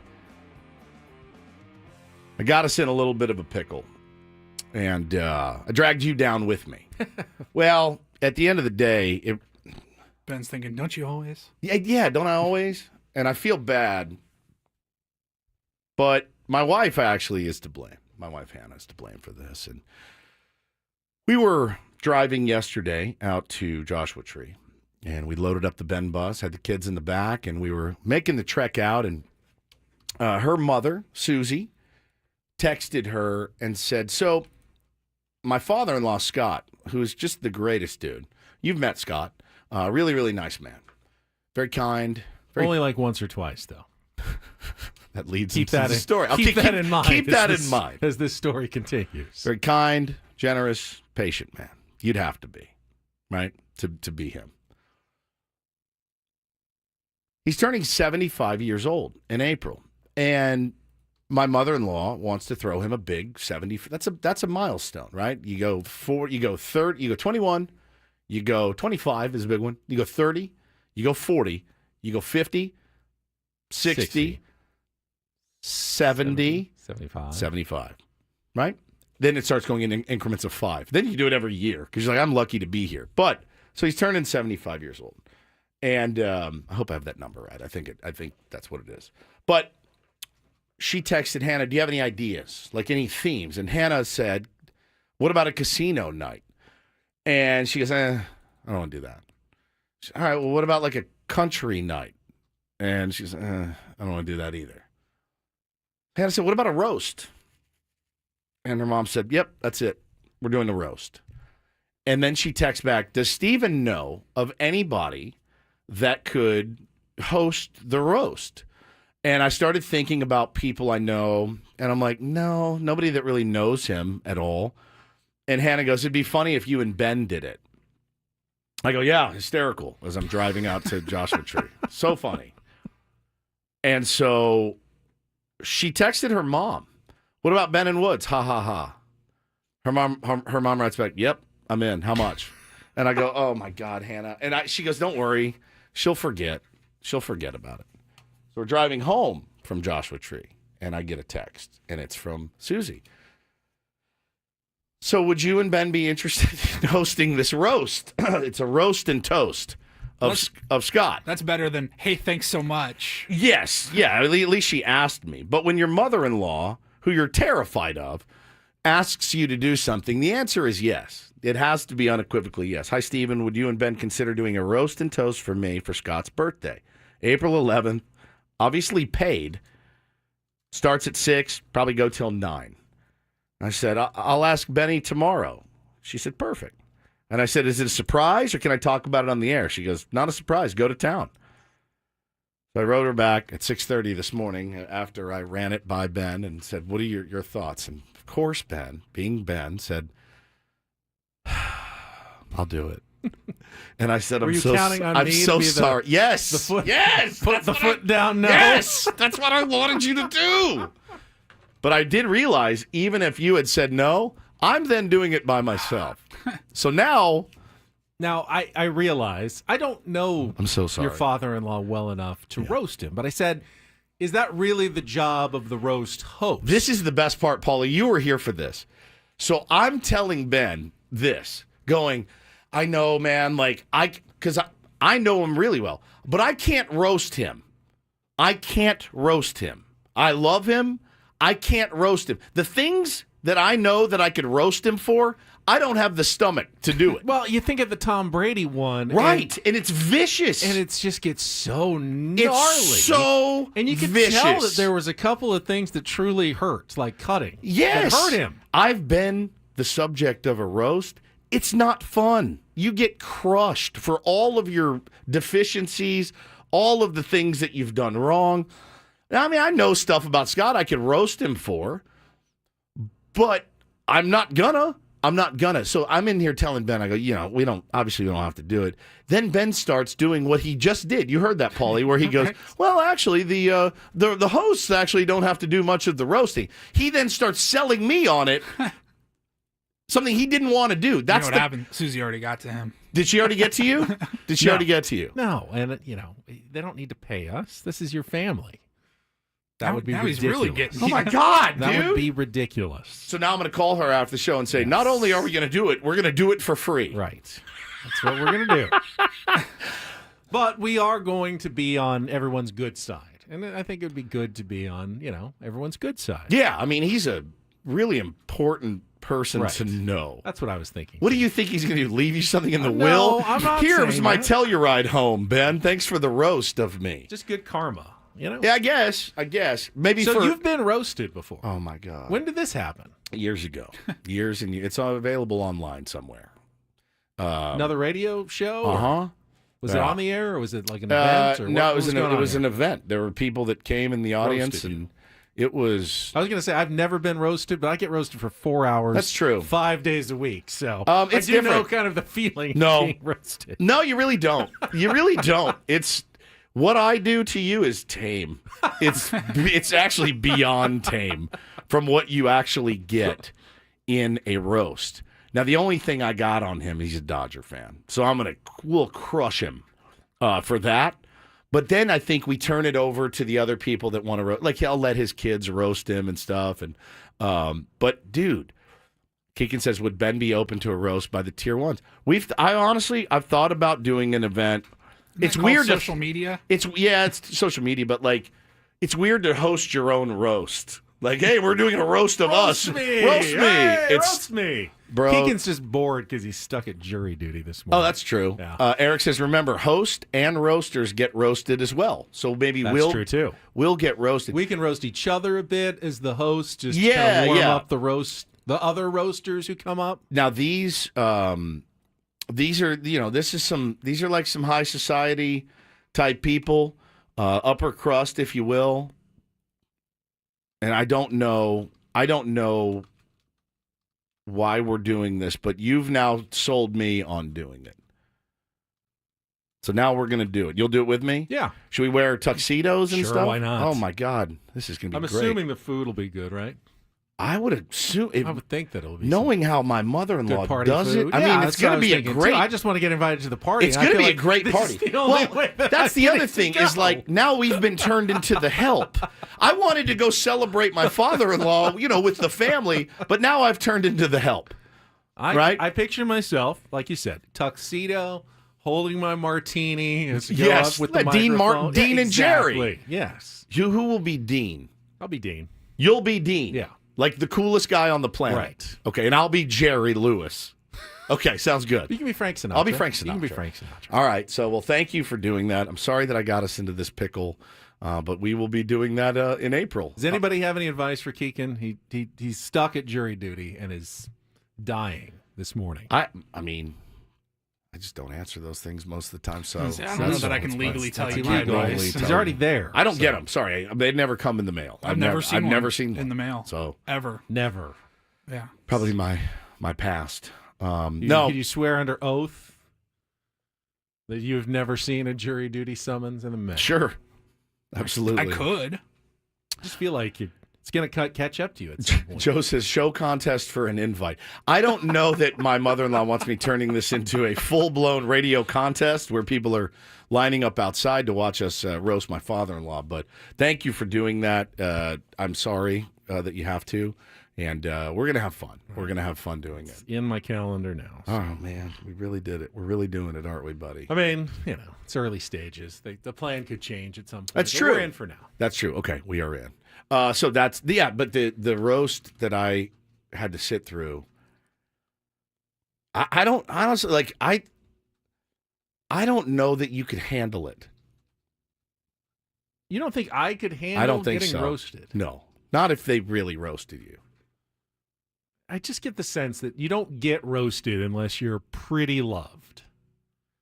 Yeah, a lot of it is people they hate. A lot of it is said with love, but that doesn't mean that it doesn't hurt and cut you deep, and they take all of your scabs and they just Then rip them why off. did we do that? I don't know. I think Why of all do the people big do roasts this, then? on Comedy Central and Netflix. I got to imagine if you asked every one of those guys, would you do that again? They're probably like, no, I'm good. I'm good. Tom Brady. One and done. Like Tom Brady got crushed. Yeah. Got crushed. I mean, you got things you could roast me for. I got things I could roast you for. It'd break your heart. You know, it would just gut you. Nobody wants to sit up there and just take lashings, for an hour or two. But all right, well, here's the other thing that you worry about. When you turn over the mic to the other roasters, are they going to be any good? That's the other thing that you worry about. We need to make sure we keep the line moving. But yeah, so thank you for doing that. I appreciate it. We'll have some fun with it. All right, we will come back. We need a contestant for Take on Woods if you want to join us and try to qualify for our grand prize drawing. Trip to Las Vegas and the Motley Crue tickets. 833-288-0973. Get in now. You'll play in just a couple of minutes. Our musical trivia contest, one-on-one versus Stephen Woods. 833-288-0973. And we've got that new audio in from this morning. Apparently, Xander with some interesting comments, so we can get to that coming up as well. Sammy's going to join us. He was the one gathering all of it, so he'll be with us later in this hour as well. Well, again, I know that you think that this is going to get you in good with my father-in-law, and maybe he will actually leave something to you in his will or his trust and his will, Ben. Okay? I mean, I'm not expecting it. It'd be But nice, I wouldn't turn it down Yeah. at the same time. You know me. I mean, this is what you're going to roast me on someday anyway. That's so. exactly right. That's exactly right. Well, did you know that if you do die without a will, your estate doesn't automatically go to your spouse, kids, or loved ones? Instead, the state will take over through intestate rules, Ben.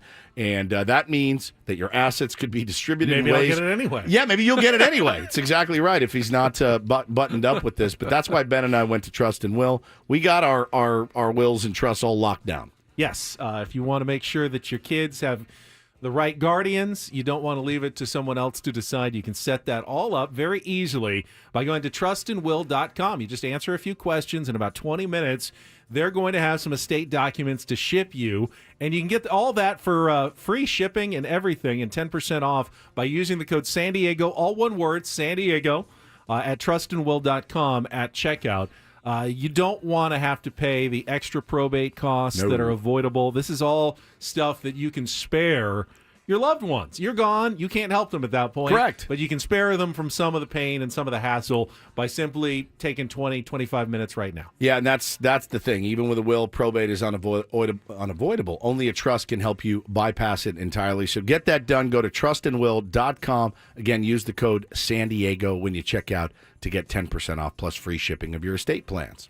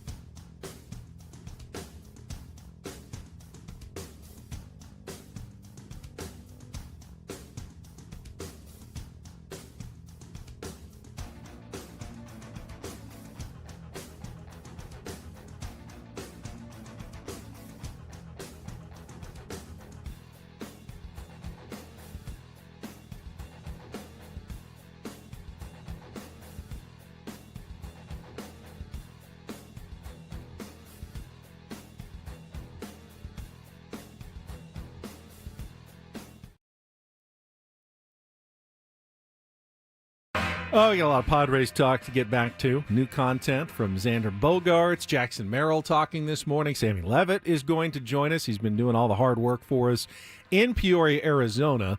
Just quickly, though, before we get to take on Woods, did have a signing in Major League Baseball this morning. The Chicago Cubs have signed Justin Turner for $6 million. Cubs definitely see an opportunity here this year, Woods. The Central with the Brewers losing Willy Adames and not spending anything in the offseason. They've been the main competition in that division. The Cardinals have not spent $1. Not $1. So the Cubs are going like, all right, well, if no one else wants it, then we'll go ahead and just, make an effort to try to take it from everybody else this year. It's a lot of money for Justin Turner, in my opinion. Yeah, it does feel like a lot of money. Okay, but again, veteran leadership. Chicago should have plenty of money. Even their owners like to say, "Well, we can't compete with the big market teams." Yeah. You're the Chicago Cubs. Yeah, you Cubs. Yeah. You've sell out every game. Yeah, for decades. For decades. And decades and decades. Yeah. I think you're doing okay. Yeah, So yeah. They're definitely the team to beat in the NL Central. Well, we've got a familiar face as our contestant here. Let's get to a little take on Woods.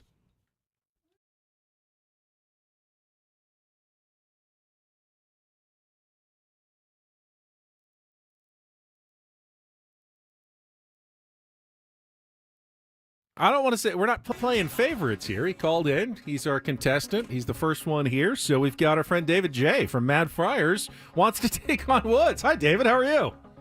I'm doing okay. I'll answer how I'm doing after we're finished here. Well, you're not an employee of Odyssey, so you are eligible for our grand prize, which is the trip for two to Las Vegas and the tickets to Motley Crue for their new residency at the Park MGM. You can win by just tying or beating Woods in our game here. You can get your own tickets for the Motley Crue residency at Ticketmaster.com. And you know how the game works. 5 questions head-to-head against Woods, but you get to choose the category. Give you a little bit of an advantage. Your choices are Article Sound System. Those are 5 song titles and artists with the word sound in them. Straight Talk, 5 song titles that begin with the word straight. And Musical JJs, 5 musical artists with the initials JJ. So, what would you like to play? Article Sound System, Straight Talk, or Musical JJs? David J. Well, I feel like a coward not taking the third one, but I think I'm going to do the sound system. Article Sound System. May have my favorite band acronym, of course, Paulie. Oh, yeah.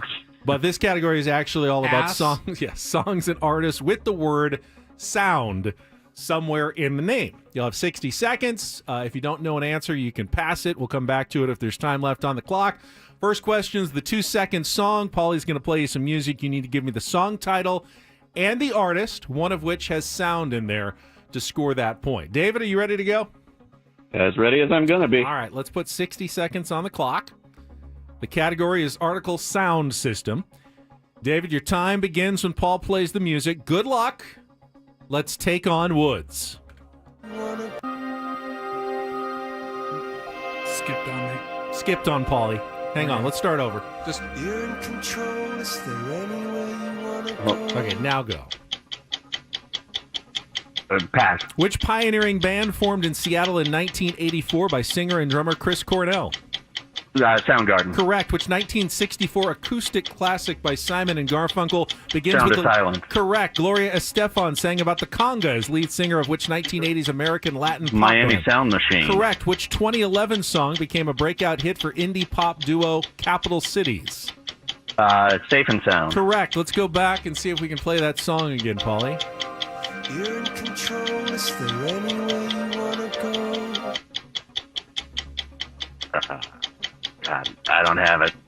Don't have that one. All right, we got the other 4, and you got plenty of time. So, what'd you think of the Padres' prospect so far at camp this year? Yeah. Is that Ethan Salas playing that one? Yeah, no, it's not it. That is that is The Speed of Sound by Coldplay. I think that was a tough clip, though. That was going to make it difficult. But you got 4, which is a great score, and I don't know that Woods is going to beat that. So, David, hang on the line. Let's bring Woods back in. You got Soundgarden, Sound of Silence, Miami Sound Machine, and, well, here comes Woods, so I won't say the last one. All right. David J., our contestant today. Oh, I love Friars. David J. David. He's picked the category. He's a smart dude, man. Smart dude. He is. All right, 60 seconds No on pressure. the clock. Your time begins when Paul plays the music. Good luck, Woods. Let's take on David. You're in control.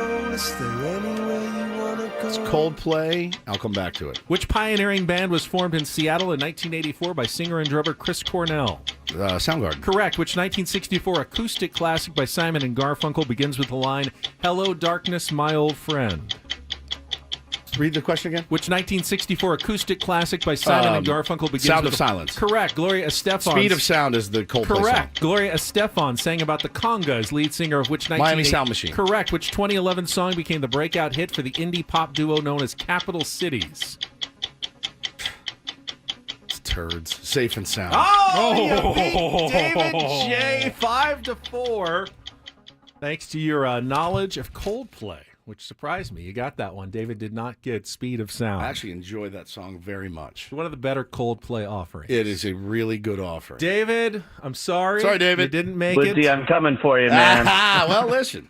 You're 0-1 right now, buddy. It happens. I appreciate the courage to try to take Well, down Woods. the guy came in and dropped four on you right away. It's pretty good. The name of that category, by the way, was Article Sound System. Oh, ass. Yeah. And this is Live Your Life from Article Sound System, released 5 years ago. Otherwise known as ass.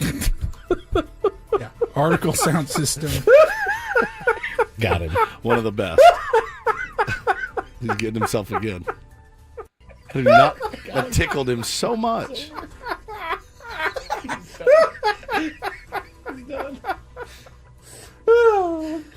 Why would you name fell your off? band? Ass. Damn near fell out of his chair. The headphones came off. Headphones came off. He spit, I think, Yeah. at one point. There was drool. Yeah. You hear him slurp it up. Yeah. Was that on purpose, or did no one think about it when they named the band? I'm sure it was on purpose. Was it? I'm sure. It had to be. That Capital City song gives me the biggest set of just heebie-jeebies. I was thinking about it the You've other had to day. play it, though, on the air a few times, I take it? Benny, every friggin' 15 minutes, that stupid Safe and Sound. And I was thinking about it the other day. I was actually talking to a buddy, and I said, when I started in alternative radio, they sold their souls for these bands. The 21 Pilots, the Capital Cities, the Gautiers. They sold their souls. The Lumineers. Where are these guys right now? They're working at Pep Boys or something. I've not heard from any of these bands since. We sold all of our rock and roll sensibilities for these like poppy, techno-y, bands, and I have not heard word one from any. Where's Gautier? Where's he? Is it a he? It's a he. It's a he. Yeah. All right, thanks for calling Papa John's. This is Gautier. Can I take your order? Maybe one of the biggest songs of the decade. Tyler says 21 Pilots is still massive. I've not heard he's just some of guy them. that we used to know. Yeah, he is some guy we used to know. He says they're still massive. I've not heard one song from 21 Pilots, and they're nice kids. I interviewed them; they're nice dudes. But it's just the frequency of which we really sold our soul for this music, and You it went away. realize that you have very strong musical opinions that are not always shared by everyone else, right? Especially the program director at the time, massively. Give me some Capital Cities. Listen to what I had to play, just over and over and over and over. Send us out to break. All right, we will come back. Sammy Levitt's going to join us from Peoria, Arizona. We get new sound from Xander Bogaerts, Jackson Merill as well. All coming up after Capital Cities here on San Diego's #1 sports station, 97.3 The Fan.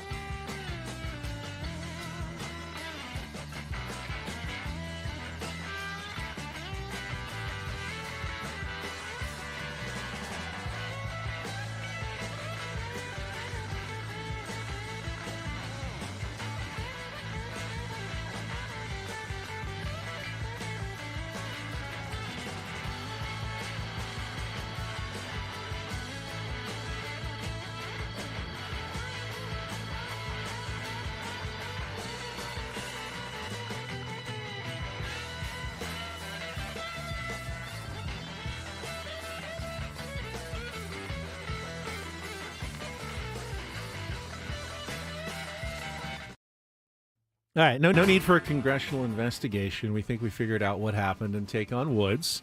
It was supposed to be the opening lyrics to Speed of Sound by Coldplay. Correct. But something on the computer, you could hear it. It kind of glitched, and we think it jumped to the song Square One.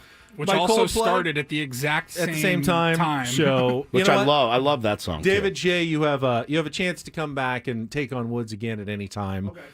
So he didn't really miss that one. You got it somehow, even by not knowing the song. But I got it with the category. The wrong so song. I don't know. We can't really have an official ruling on that one. But everyone who's saying that was the wrong song, yes, we had some sort of computer malfunction there on the playing of the song.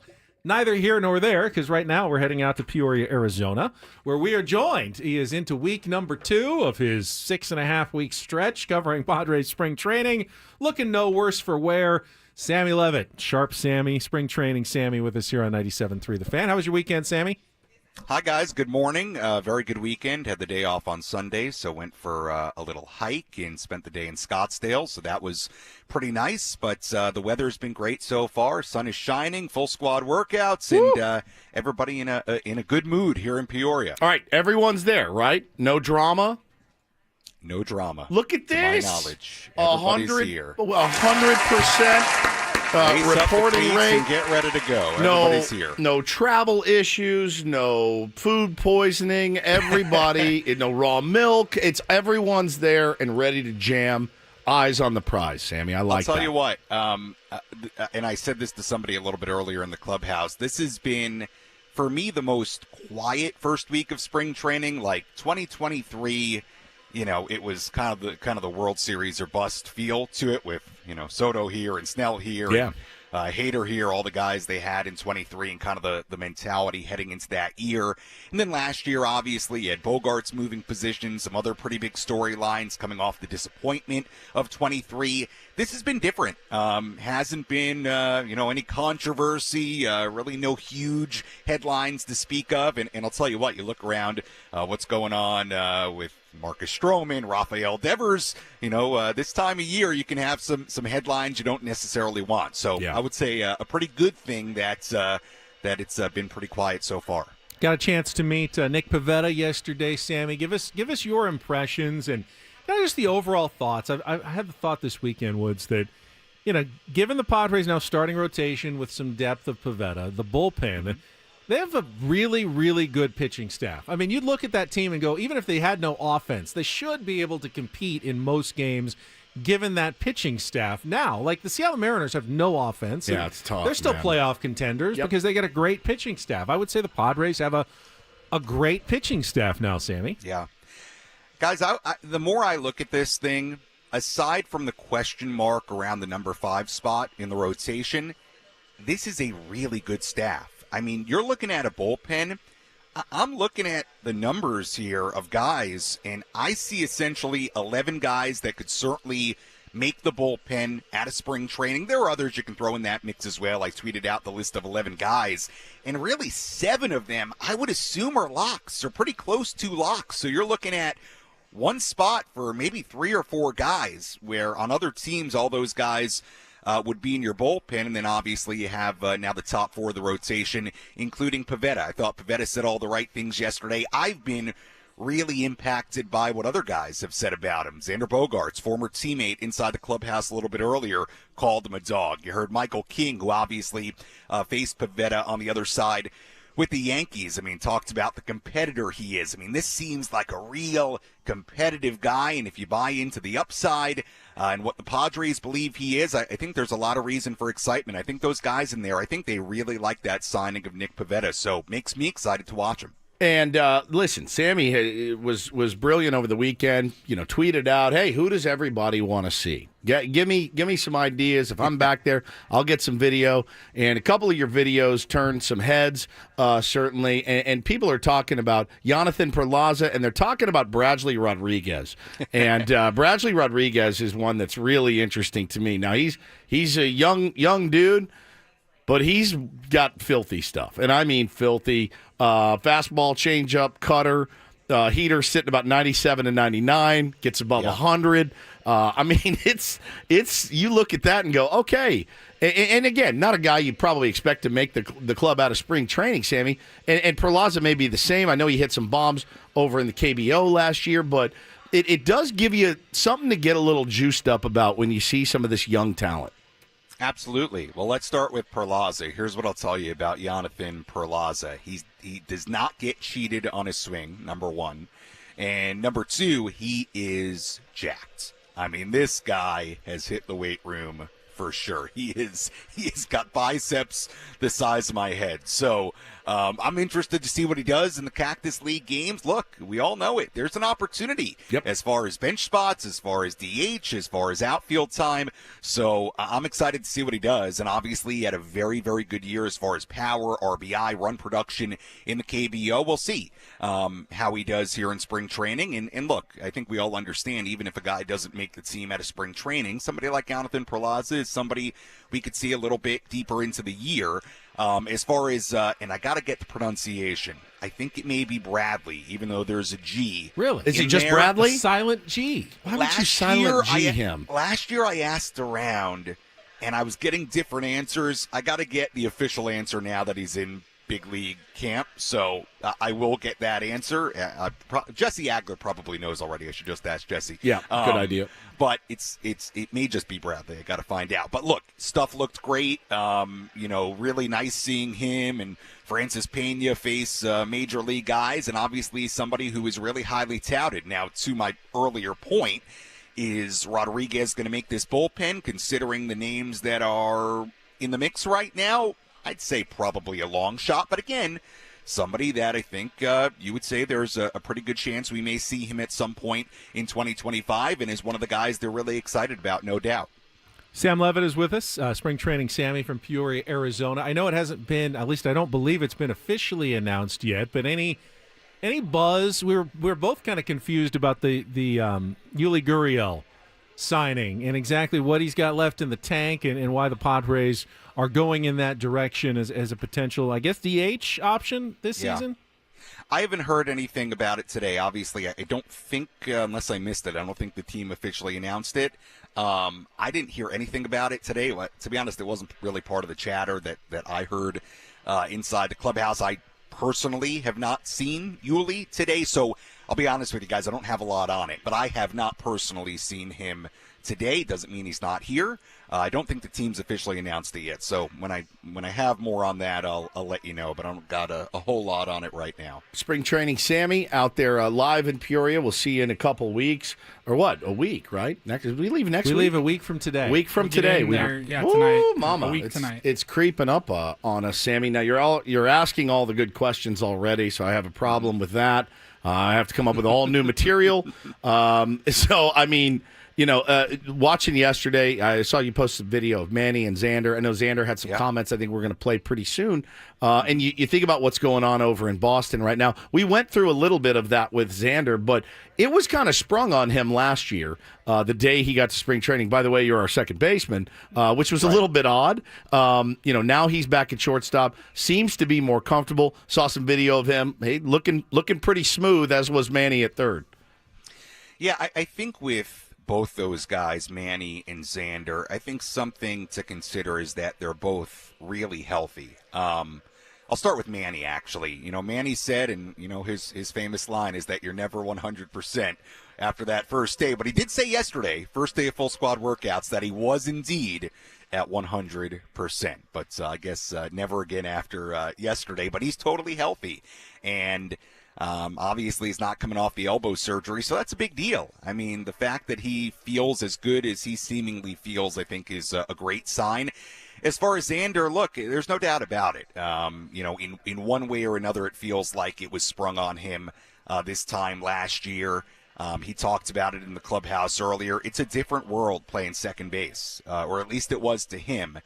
And I think there is certainly a comfort level going back to shortstop, knowing fully his situation. Entering this season, he seems to feel great. Kevin Acey had a really good article over the weekend about some of the adjustments he made in his off-season workouts with the running. So with those guys, veteran guys, I think the fact that they feel as good as they feel is a really nice thing and a big deal, and hopefully it bodes well for what we see throughout the course of 162. And you know what's funny, too, is we talked a little bit about it last week, and I think it was you that tweeted about Leo DeVries' locker being right next to Xander Bogaerts. And it is baseball is a weird sport in that way where it's like, hey, guess what? I need you to mentor the kid that's going to take your job and probably move you to second base or first base here in a few years. I don't think it's happening anytime soon. What have been your reports on Leo and how he's looked out there? Yeah, I'll tell you what. Leo spoke today for the first time. It was the first time that I've personally seen him speak with the media. I don't think he did it last year at all. I guess he did it over Zoom after he signed. But this is the first time I've seen him speak in person, and he did have the interpreter Danny Sanchez, but I thought was incredibly well spoken for an 18-year-old, and said all the right things. And on the field, look, he doesn't seem 18, right? There's maturity about him. I haven't seen him a ton on the fields as far as do anything like notable in the live BPs that really blew me away, but we've got a long way to go. I thought what was cool is that clearly DeVries and Salas are close and have a really good relationship. DeVries called his relationship with Salas something special, and then Salas said, Leo's my boy, a little bit later inside the clubhouse. So I think it's really cool that those two guys have that kind of relationship and really mature, and obviously he's sitting between Hayward and Bogaerts, and just a really cool thing for that young man, and I'm excited to see what he does in the Cactus League games and beyond. It should be a lot of fun. All right, finally, Sammy, before you go, any word from the notoriously loose-lipped Mike Schilt, or Mike Schmidt, as Nick Pavetta refers to him, on did he say that yesterday? He did. He said he talked to AJ I Schmidt and Niebla. A little slip of the tongue. A little slip of the tongue. About who we're going to see on Friday pitching-wise to start, and, how this competition for the fifth starter's job is going to go in these Cactus League games.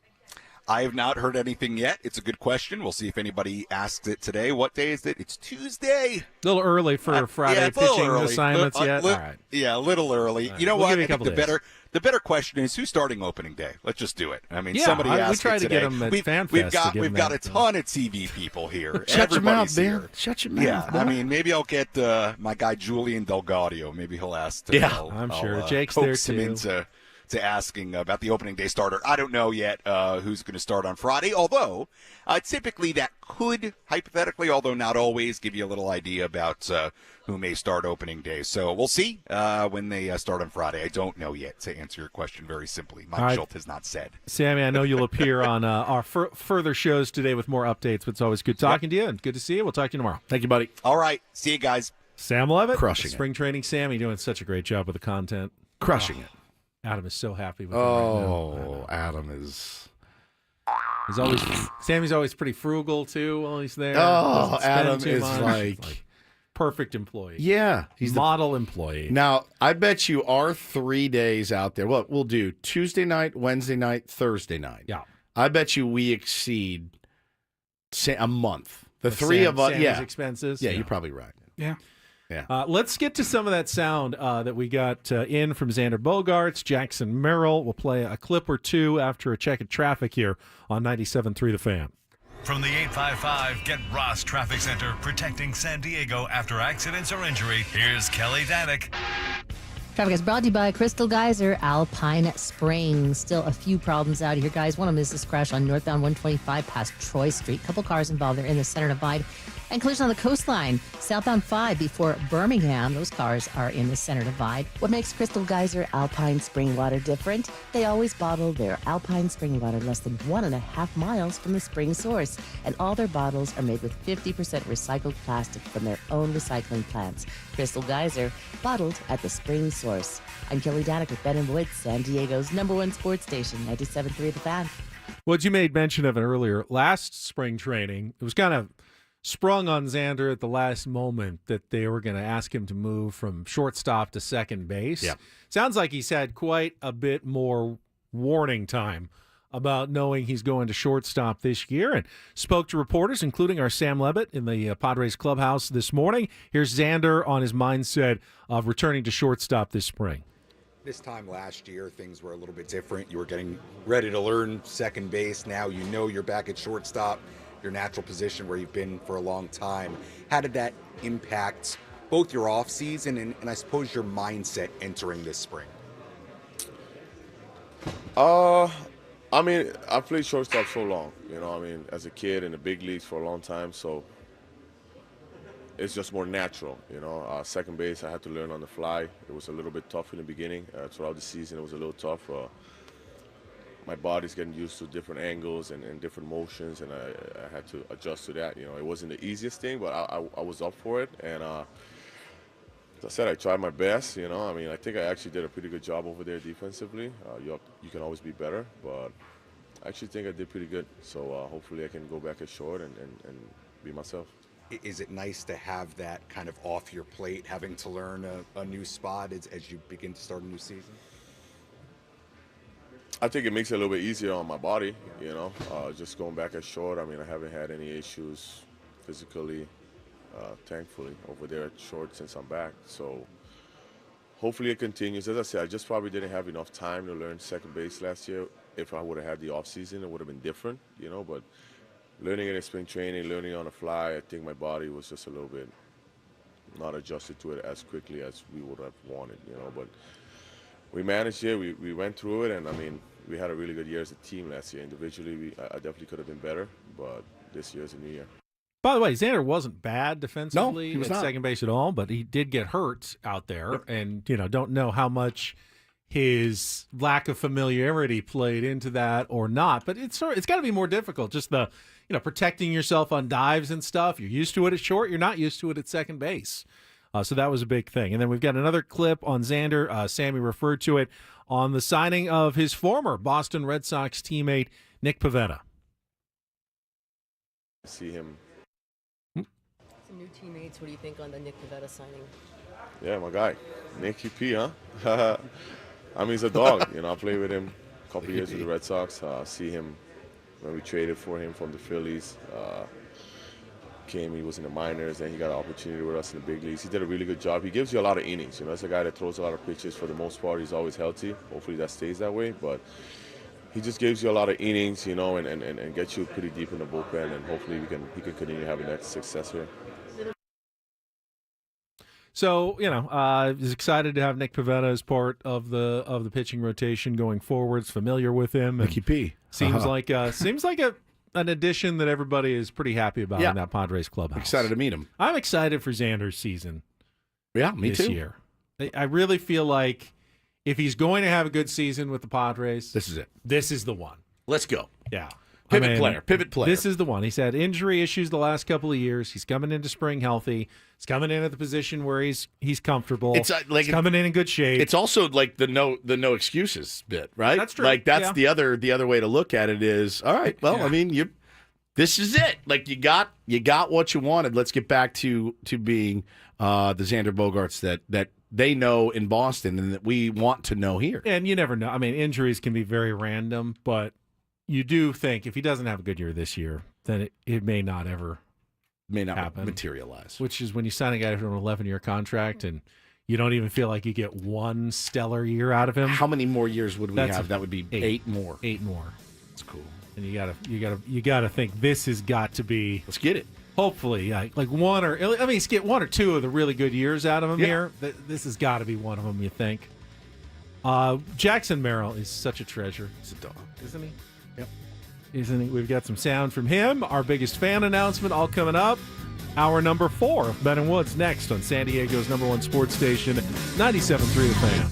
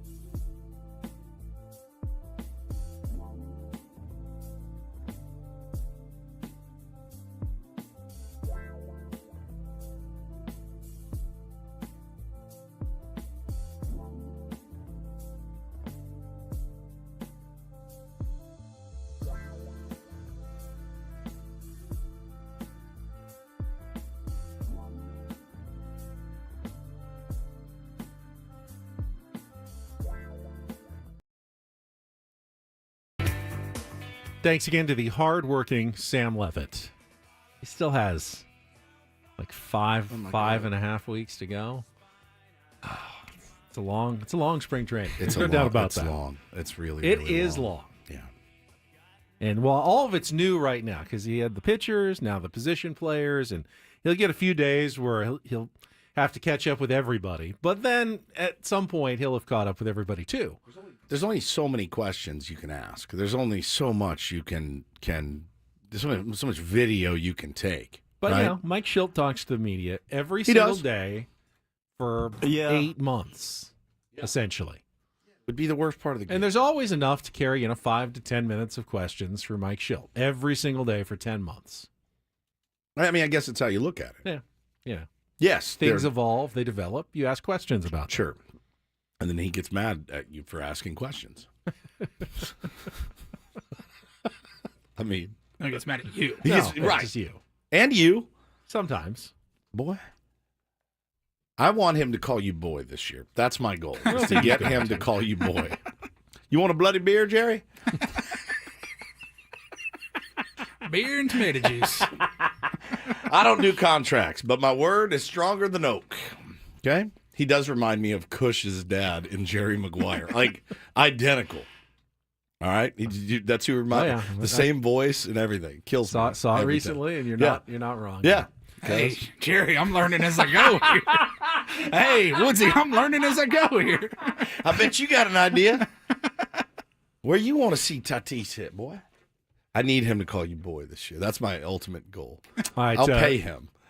Before we get to the Jackson Merill sound that Sammy collected, it is time for our biggest fan announcement. First one of the week for us on a Tuesday. If you hear your name called, you're going to have 10 minutes to call us back at 833-288-0973 and qualify for our grand prize drawing. 20 tickets for you and your friends for a night in our Odyssey Suite at a Padres game coming up this season. Today's biggest fan is Victor Johnson from San Diego. Victor, you are now on the clock. You got 10 minutes to call us, 833-288-0973. It's not too late to register your name. Get involved in our biggest fan contest at 973thefansd.com/biggest fan. It is a prize hour here. We also still have those AEW Dynamite Wrestling tickets to give away coming up. And if you listen for an hour on the app, you can qualify for our national contest, our big getaway to Vegas for the basketball viewing party extravaganza at Stadium Swim at Circa Resort and Casino, plus $20,000 cash. You just have to listen for 1 hour on the Odyssey app and get a daily entry into our national contest. Not the travel accommodations, $20,000 cash coming up next month to watch some hoops. All right, so Jackson Merill was like created in a baseball laboratory. It was like the perfect baseball specimen. And, we'll see where that takes him in his career. You got to have the physical tools and talent. He certainly has a lot of that. But attitude-wise, I don't know that I've ever seen a younger player who has come up and just established himself so quickly as a guy who belongs in a major league clubhouse. And a guy that, people listen to, and a guy that isn't just speaking like some wet behind the ears rookie. You know what I mean? He said it last year. You called him cocky repeatedly at the beginning of the year, but it turns out it was just massive confidence and belief in his own ability. And boy, did he go out and prove it. All of we geniuses here on one of the many pizza roundtables, we're projecting his home run totals at a robust 6 to 8. Somebody snuck in a 12 there at some point, and boy, did he just crap all over all of that. He was everything you could have asked for. But he is not there's not a bone in his body that really cares, I think, about the individual success either. And 100%. I don't think this is lip service. I don't think it's a bit. I don't think he's just, this is the right thing to say. This is who he is. Yeah. Here's Jackson Merill this morning in the Padres clubhouse with Sammy Levitt. Obviously, this time last year, everything was new, but in particular, learning center field was new. How is that different this time around, now having a full year under your belt out there? I'm still here to make a team, It doesn't matter how many years you have under your belt, you still got to make the team. So I'm treating it the same way. Put my head down, going to work, and trying to beat everybody for a spot. Obviously there's my teammates in here, but I want to be the center fielder on opening day. Defensively, is there anything you're trying to work on in particular this spring after having that year under your belt in center? Just run and catch it. That's all I'm trying to do. So I want to get to more balls, probably see if I can get a little more wall balls. Balls that are closer to the wall. Homers, try and take some more away, but. Other than that, no, I'm ready to just go play the same game. I felt like I did okay, and I can obviously get better. You can get better in everything every year, so I'm just excited to work. God bless. He's trying to make One of the those guys team. that uses what happened at the end of last year as fuel, or are you flush it and start over kind of guy? Oh, yeah, last year was last year, and obviously it fuels us, and you never want to feel that feeling again, but at the same time, it's over with, it's done with. We got a year to look forward to, so, we're locked in on that. We're locked in on 2025 now. It almost makes me mad. Yeah, it almost makes me like mad. There's a too. part of me that just wants him to be a kid, like a 21-year-old, like year 2. You're like, this is awesome. Like, I'm just so excited to be here. And he's just like robotic, like every right answer. He's just ready to. He looks locked in already. I mean, we saw him at fantasy camp, and straight up asked him, how was the offseason? He goes, it was effing boring. It was bored out of my mind. He just wants to play baseball, morning, noon, and night, and you can't ask for a better kid than Jackson Merill. At some point, you do have to alter your mindset. Spring training is not always about making the team, which I love that attitude from Jackson Merill. It's a great mentality. But well, it means he's not going to take it for granted. And I think, hey, let's be honest, man. Can we think of off the top of our head 10 big leaguers that took the fact that they were big leaguers for granted? The answer is unequivocally yes. Unequivocally. I can almost think of 10 Padres. Right. Now, okay, yeah, 10 Padres off the top of your head that walked into spring training and was like, I'm good. I'm good. My glove's sick, bro. My glove's sick, bro. I'm good. I don't need extra work. I don't need to work on getting balls off the wall. I don't need to work on anything. I'm the starting blank for the San Diego Padres. If you have that mentality your entire career, Ben, it's only going to serve you well, in my opinion. Now, like Manny works as hard as anybody. Yeah. But he's not working to make the team. He's working to build himself up so he's peaking at the right moment. Sure. He's not wasting any energy early in spring. Well, that will change after another 100 and if he goes out and plays another 146 games this year. That's all I'm saying. Sure. He's got energy to spare right now. He's 20. Yeah. Is he 21 still? 21. Yeah. He won't be 22 until a couple of months when it's fairly early. early in the April, season. May. Yeah, I think. Yeah. So But you're right. Like at some point you're going to have to listen to your body, right? And at some point, Jackson Merill, and look, let's be honest, he does not have to worry about making the team. No, he doesn't. My guess is he could go one for spring training, and he's still making the team. Turns 22 on April 19th. But that mentality of hey, man, I'm promised nothing, really. I'm 21 years old. And, hey, look, we've seen guys come up, have really good years, Ben, and then struggle, and I think that's what he's trying to caution it against, of like keeping the mentality of, nope, nothing's promised to me. I haven't earned anything yet.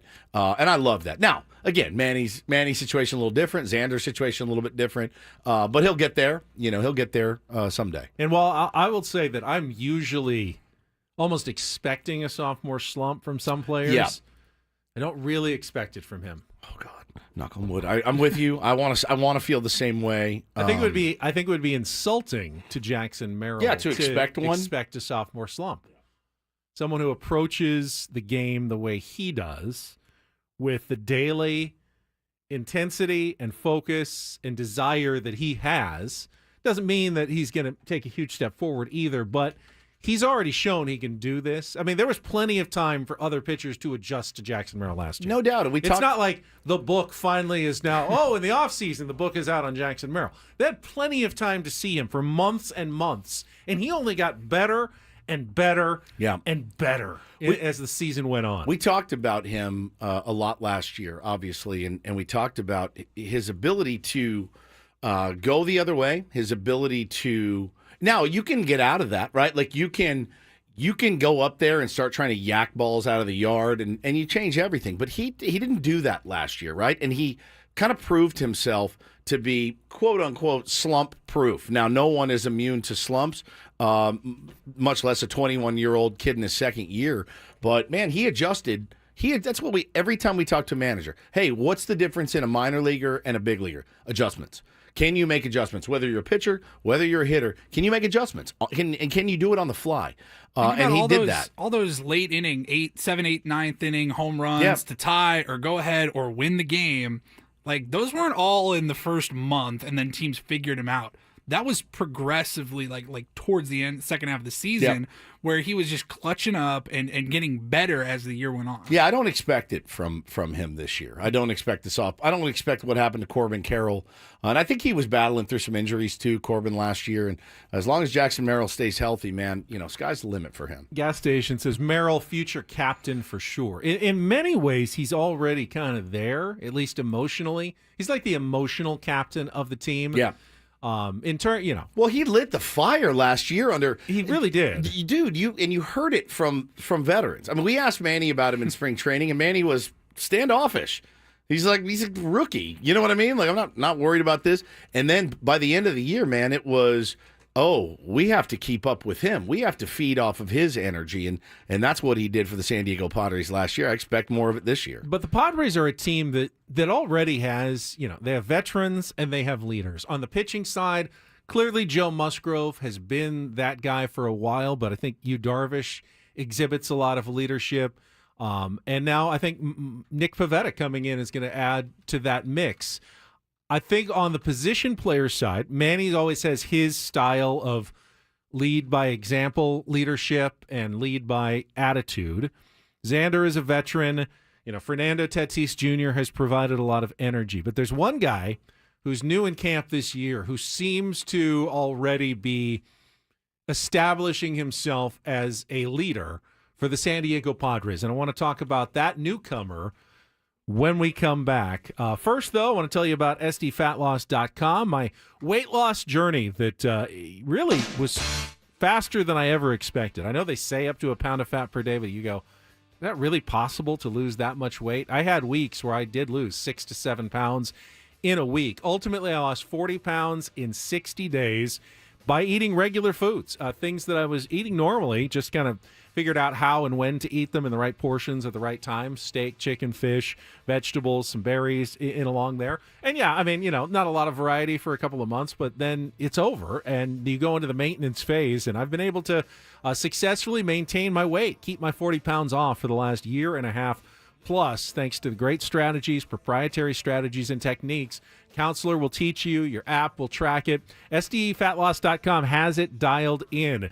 Done it for many, many tier ones. They can do it for you as well. Just go to SDFatLoss.com, sign up for your free consultation, and if you decide to go with the program, right now you can get $200 off in the month of February. It's already a more affordable plan, some of the other weight loss techniques out there, and you don't have to buy those injections, weekly injections. Those are expensive, and if you ever want to stop them, you're likely going to gain the weight right back because you just get hungry again. This is a way to change your own body, your own metabolism, kick things into high gear, and keep it that way like I have. So do it yourself. Just go to the website, SDFatLoss.com. Sign up for your free consultation at SDFatLoss.com.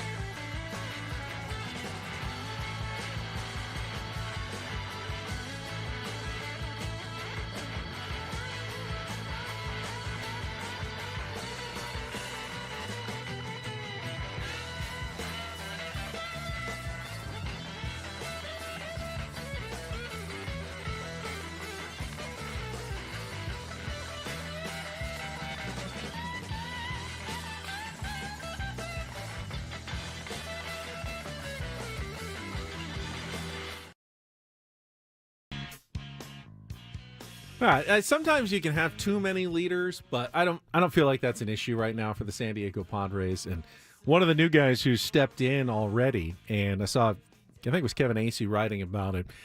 They were taking outfield fly balls in Peoria, and first fly ball comes out to Jackson Merill. He catches it. Second one goes out to Fernando Tatis Jr. He catches it.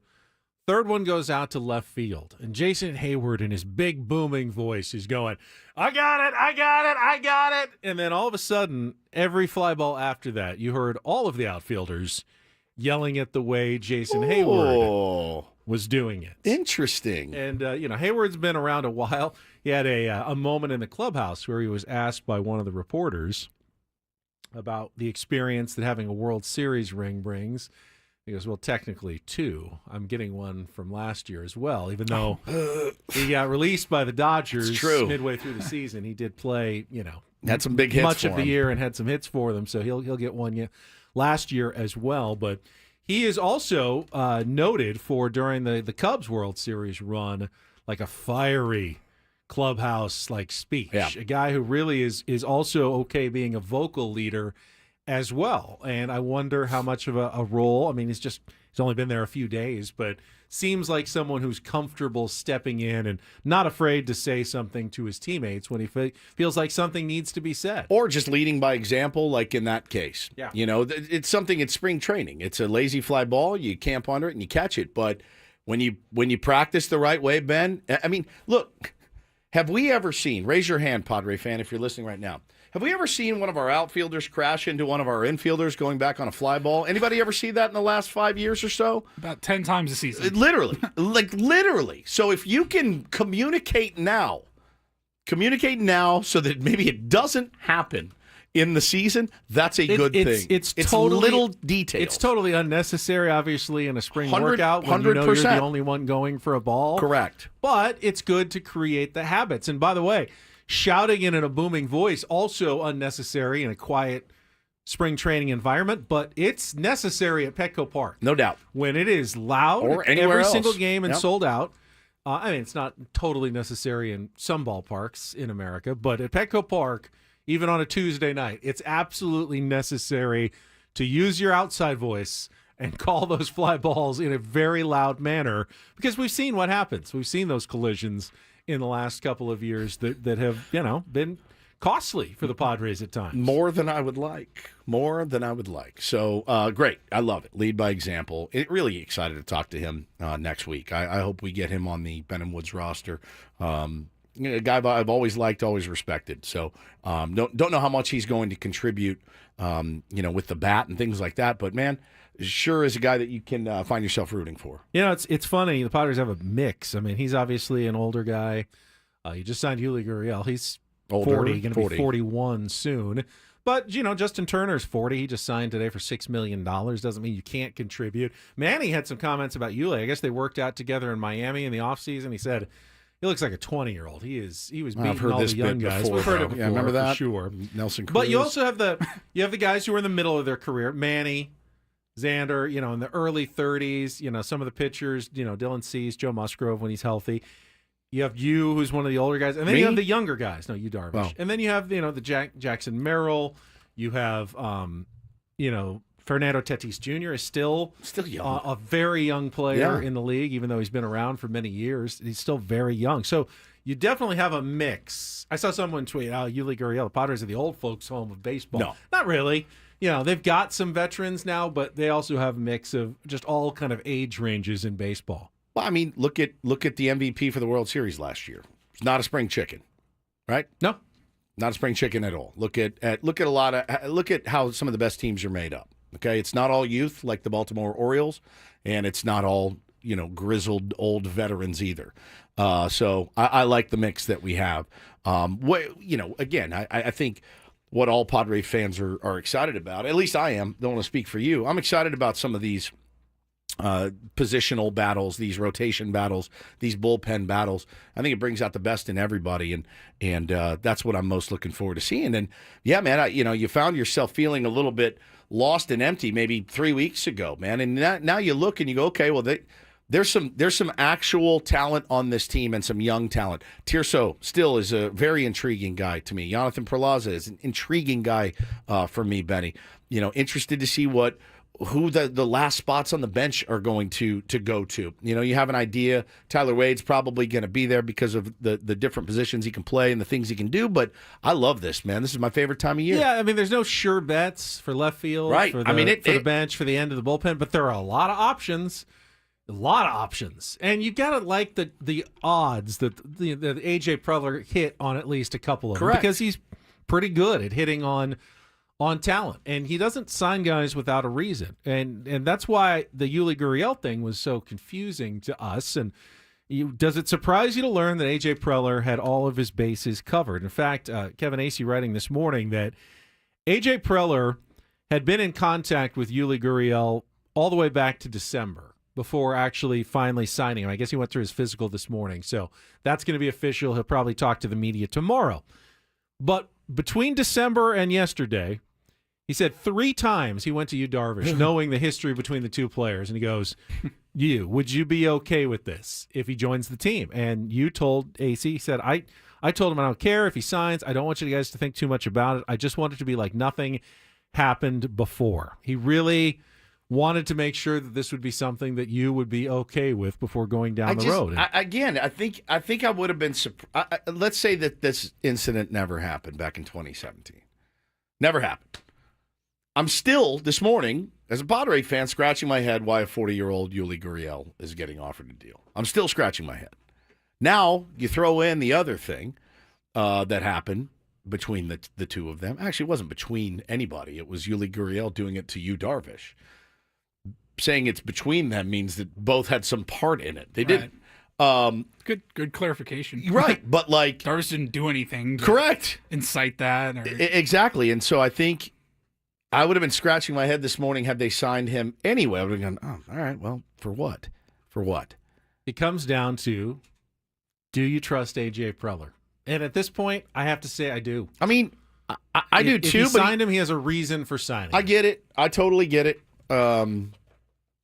But again, the fact that Yu Darvish said it's fine, I don't know. Like, well, what's he going to say? The guy is as gracious as of a human being as is out there. I've got to believe that AJ could read the room. Like, if it was like you was like, I guess it's fine, but I don't know.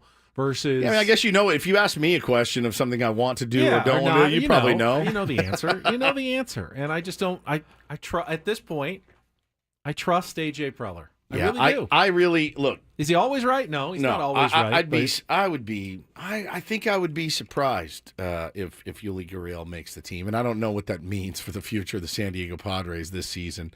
If Yuli Gurriel makes the team out of spring training, I just don't. I can't sit in here and endorse it, fully because I didn't really agree with it when it happened and didn't make a lot of sense to me. Again, it's not like, hey man, I'm bringing in this 27-year-old that had this happen in the past, but man, he could be a part of this and really help us win a World Series. We're talking about 40-year-old Yuli Gurriel with how many ABs last year? 40, 14, something. I had a good year at AAA. Was traded to the Royals late in the year. A good year at AAA is all you need to say. Right. Started 6 games for them in the playoffs. 6 games in the playoffs. Yeah. I mean, all right. All right. I mean, look, if he makes the team, I don't know. I feel like if he makes the team, I'm like, maybe we have bigger problems. Last segment of Ben and Woods coming up. Hockey drama over the weekend. We don't talk a lot of hockey, but that was definitely something. We'll get to that. First, though, it is your chance to win a pair of tickets right now to AEW Dynamite at Front Wave Arena coming up on February 22nd. If you're 26th, if you're a wrestling fan, this is your opportunity. 5th caller at 833-288-0973 is going to win that pair of tickets to AEW Dynamite at Front Wave Arena in Oceanside on February 26th. Call now. 833-288-0973. Tickets are on sale now at AEWTIX.com. Well, my friends, it is Woodsy Underdog. Wanted to tell you about that. The app I've got on my phone right now. Constantly playing around with my Underdog app. And now one of the leading sports apps you can play right here in our state. If you want to win up to 1,000 times your money, you can with Underdog. All you got to do to play, choose whether a player will go higher or lower on one of their stats. Like, for example, if you were going to look at the Aztecs tonight, you could do points, assists, rebounds. You could look at Magoon Guath and think, ooh, blocks set at 4.5. I'm going to go over that number because that's what Magoon Guath does. So have some fun with it. It is a lot of fun to play. It's really easy to play as well. You can play with as little as $1. If you get everything right, you can win up to 1,000 times your money. Turn $1 into $1,000 just with your hoops knowledge. But again, super fun, super user friendly when you get in there and play. Download the Underdog app. Sign up now using the promo code WOODS to unlock a special offer of up to $1,000 in bonus cash when you make your first deposit. Join in on the fun when you sign up with promo code WOODS. Claim your special offer today. Get up to $1,000 in bonus cash instantly upon first deposit. You must be 18 plus, 19 plus in Alabama and Nebraska, 19 plus in Colorado for some games, 21 plus in Arizona and Massachusetts, and present in a state where Underdog Fantasy operates. Terms do apply. Void in Colorado. Concerned with your play, call 1-800-GAMBLER or visit ncpgambling.org. In Arizona, call 1-800-NEXT-STEP or text NEXT STEP to 53342. In New York, call the 24/7 Hope line at 1-8778-HOPE-NY or text HOPE-NY.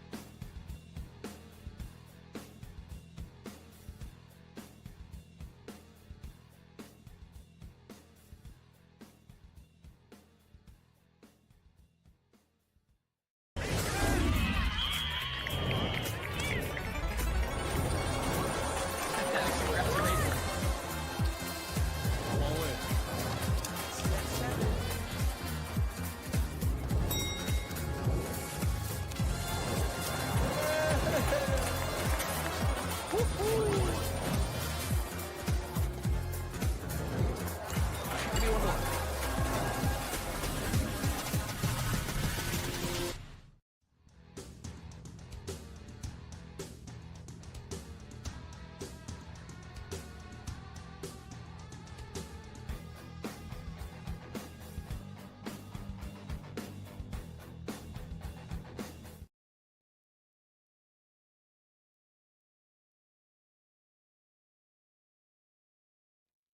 Was just trying to sell us on season 3, I believe, Yes. of The White Lotus. Oh. I have watched the first 2 seasons. It was Paul great. has not. It was great.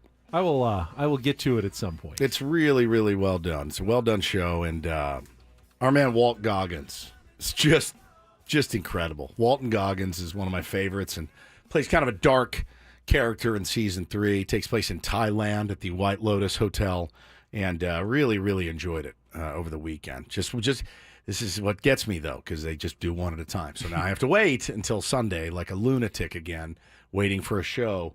But it's great. You know what I enjoyed over the weekend, and we've gone another 3 hours and 36 Golf. minutes, was, Ludwig Oberg's performance. He is a star at in the waiting, at the man. Genesis Invitational at Torrey Pines, which, by the way, a lot more drama coming down the wire than the Farmers Insurance Open. He had a good final round.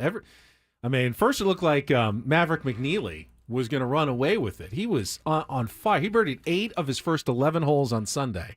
Had the lead by 2 or 3 shots at one point at 12 under. They said he didn't do a damn thing to lose that golf tournament. He made one bogey. But it was really Oberg who won it with 3 straight birdies, 13, 14, 15, and then birding on 18 for the win, rolling in a very 6-footer. Tiger-like 6-footer there and then taking the trophy from the host, Tiger Woods, who was there on Sunday. Yeah. Oberg's going to be, He's if you a haven't star. followed him, he's going to be a real star. Oh, yeah. In the future of golf. He's going to win some majors. Can feel fairly confident in saying that he's going to be one of the elite players of the game for some time to come. I believe he went to one of my several alma maters. Texas Tech? Indeed. Did he? Yes. It's on his bag Not still. Oklahoma. Oh, he's not. Yeah. He's Oklahoma State. Still Texas on his Tech. bag. Yeah, if I'm not mistaken. Because he got that. Hovland, I thought, was at Oklahoma that's right. State. Yeah, that's right. Yeah. Both of the. It's weird because they're both the Scandinavian Yes. guys with the kind of Scandinavian / Southern accents. Exactly. when they speak Exactly. English. Yeah. Kind of a combination of the two. He was great. That was a great tournament. Looked beautiful out at Torrey Pines. Did you make it out? I never actually did. I made it out early in the week, but never for the golf. Thursday, I was going to go. It was too miserable. It was just the weather was terrible day. awful. And then, I just got busy on the weekend. I had my own golf tournament to play on Saturday, and I watched a bunch of it on TV. Yeah, I did too. But didn't end up making it out there. So that was one of the things we get to. Paulie's got some more in his Roundel Report headlines coming up after our last check of traffic here on 97.3 The Fan. From the 855 Get Ross Traffic Center, protecting San Diego after accidents or injury, here's Kelly Danek. Things are winding down after a pretty busy morning. Got this one crash eastbound King Freeway before Massachusetts. Not blocking any lanes, kind of going against the commute, so not causing much slowing, but just be aware of it eastbound King. Just before Massachusetts, I'm Kelly Danek with Ben and Woods, San Diego's #1 sports station, 97.3 The Fan.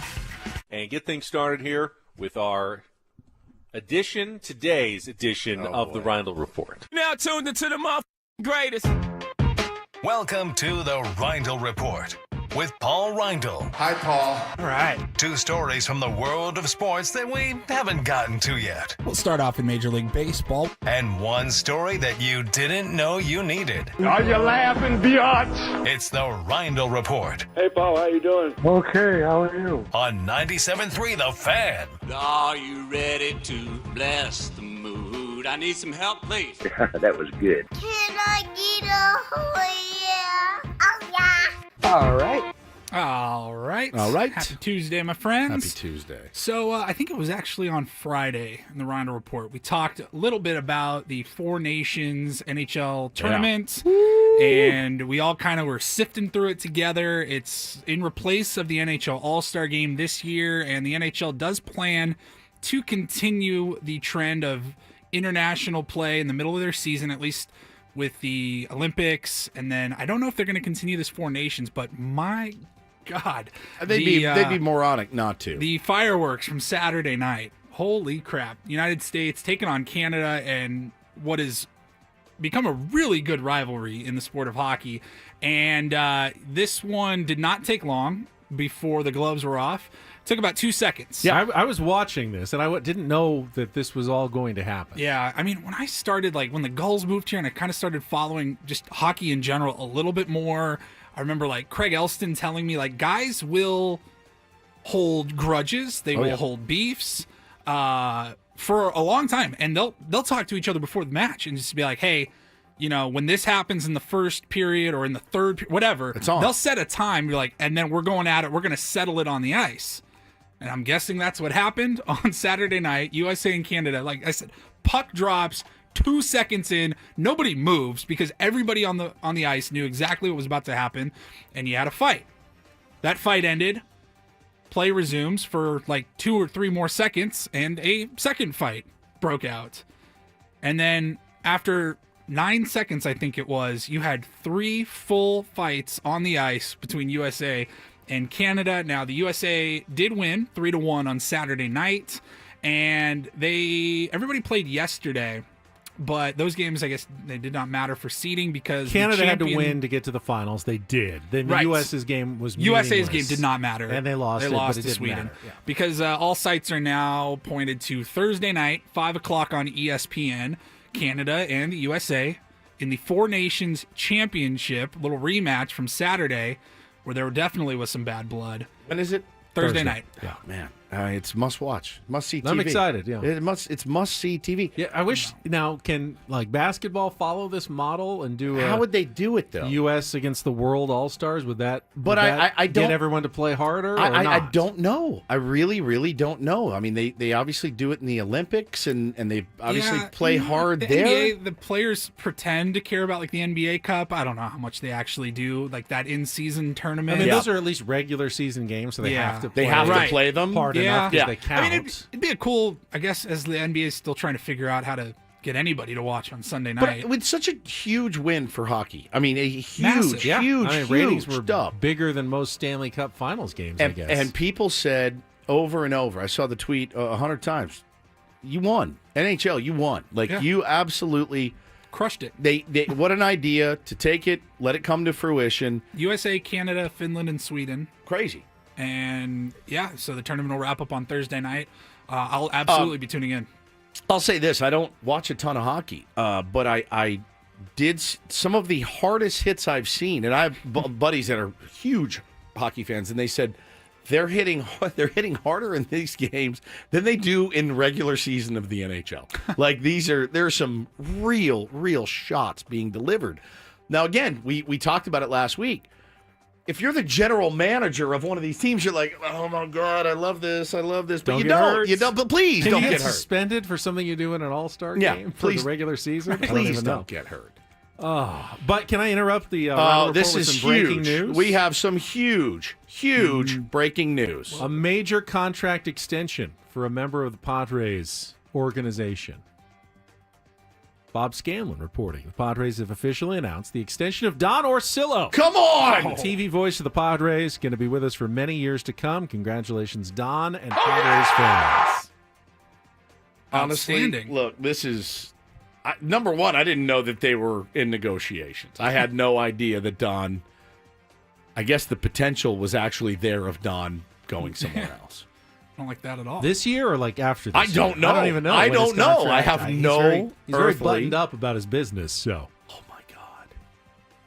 Again, remains one of the biggest fleecings in baseball history, getting Don Orsillo from the Boston Red Sox. Madness! There we go. Don Orsillo locked up. Wow. Man, I don't know what that means, too. Many years to come. Is many 4 or is it 6? Is it 9? Is it 12? Lifetime Lifetime? contract. That is. He's getting to that point where it's pretty much his job if he wants it now. Yeah. Well, good for. I mean, what a huge. We finally got some breaking news over the weekend. He's getting ready to start his 10th spring training with the Padres, and I go, God dang, it's already been 10 years. Man. Oh, Don. Wow. That makes me so happy. So happy. I love that. Why are you sour over there? Did you think that maybe if his contract expired, they would ask you? No, I feel like that's going through his mind right now. No, you know what's he's going not, through my mind? I'm What? thinking one day maybe Don will announce a big Ben and Woods contract extension. That would be exciting. Ooh, that would be cool. They do it on TV. They never do that. Hear for the us. news during the game. They You go, know. hey, good news, Padres fans. You know Ben and that's- Woods extending their contracts. No, they barely know we That's what I was exist. thinking, too. Yeah. I don't know. It was worth a little dream moment there. Yeah, that's fine. Well, that actually kind of leads into my next story in Major League Baseball. The exact opposite of a contract extension is not reaching a contract extension, and that's what happened with the Toronto Blue Jays and Vladimir Guerrero Jr. He had a deadline of Monday night, last night, to reach an extension to keep him in the Blue Jays uniform for a long time, and they did not reach an agreement. He has said he is cutting off all talks. He wants to focus on the season, which will now be a contract year for him, I guess again. And he plans to at least dabble in free agency after the 2025 season. His comment was pretty interesting. He said, "This is they pretty have their interesting." numbers. I have my numbers. And then GM Ross Atkins, he said the Blue Jays offers were extremely aggressive. Sure. He said, I am confident that we exhausted the communication, the ideas. Clearly not. The thoughts. Clearly not. And communicated every dollar. The offers that we made for Vlad would have been record-setting and would have made him one of the highest-paid players in the game. Vlad says no. Vlad also said, well, no, listen, we had the deadline. It didn't get met.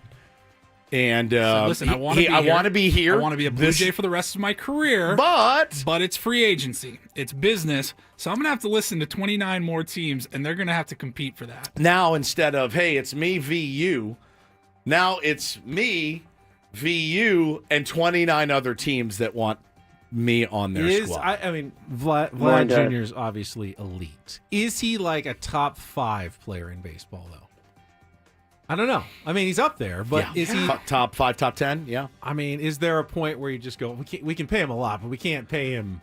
I mean, you're not going like Soto or Ohtani money, right? I don't think so. No. What is he looking for? I mean, have if he's no asking idea. for $600+ million, if I'm the Blue Jays, I'm going, all right. Yeah, we're being really aggressive. We're offering him $460 million, and he's laughing in our face, and we're going, how much higher are we supposed to go? God, I wish I had that kind of power to make that kind of money. My 32, God. 26, 30 home runs last 3 seasons. He had his big year in 2021. Since then, the numbers haven't been quite as good. 818, 788 OPS. I mean, 940 last year is really good. He's an all-star every year. I mean, he's an elite player, but I don't know that he is top of the top when it comes to Major League Baseball talent. I mean, he should be, I would think he'd be very happy with a 4 to 450. If he's asking for more, then maybe he's the one out of line here. It's a little bit of the, like in the NFL, is it really the best quarterback that Or gets when- the next correct. biggest The contract of all timing, time? yeah. Or is it True. just, it's your turn, Yeah. and then the next guy will break your record, in a year or two? Man. Yeah, I mean, look, here's the problem now. What's going to happen is the Ross Atkins and his crew are going to leak those numbers. Just like they did to Soto. Remember when they leaked Soto Yeah. 14, Yankees? 440? No, Or not the Yankees. The Nationals. Nationals did that, Yeah, the guy turned down 440. Yeah. That will be out probably by the end of the week. We offered the guy $514 Cover their million ass. dollars, right? And because now they got to cover their ass with their fan base. And then finally, this is disgusting, but maybe it interests some of you if you like coffee with your toast or toast with your coffee in the That's morning. one of my favorite meals. Well, now you can combine them, Woodsy, because there is a company out of Sweden that is selling spreadable coffee. That's like comes out in like a toothpaste tube almost, and you can spread it over whatever you want. Toast, fruit. They keep saying banana, like on fruit. You can spread your coffee over that, like a Nutella type.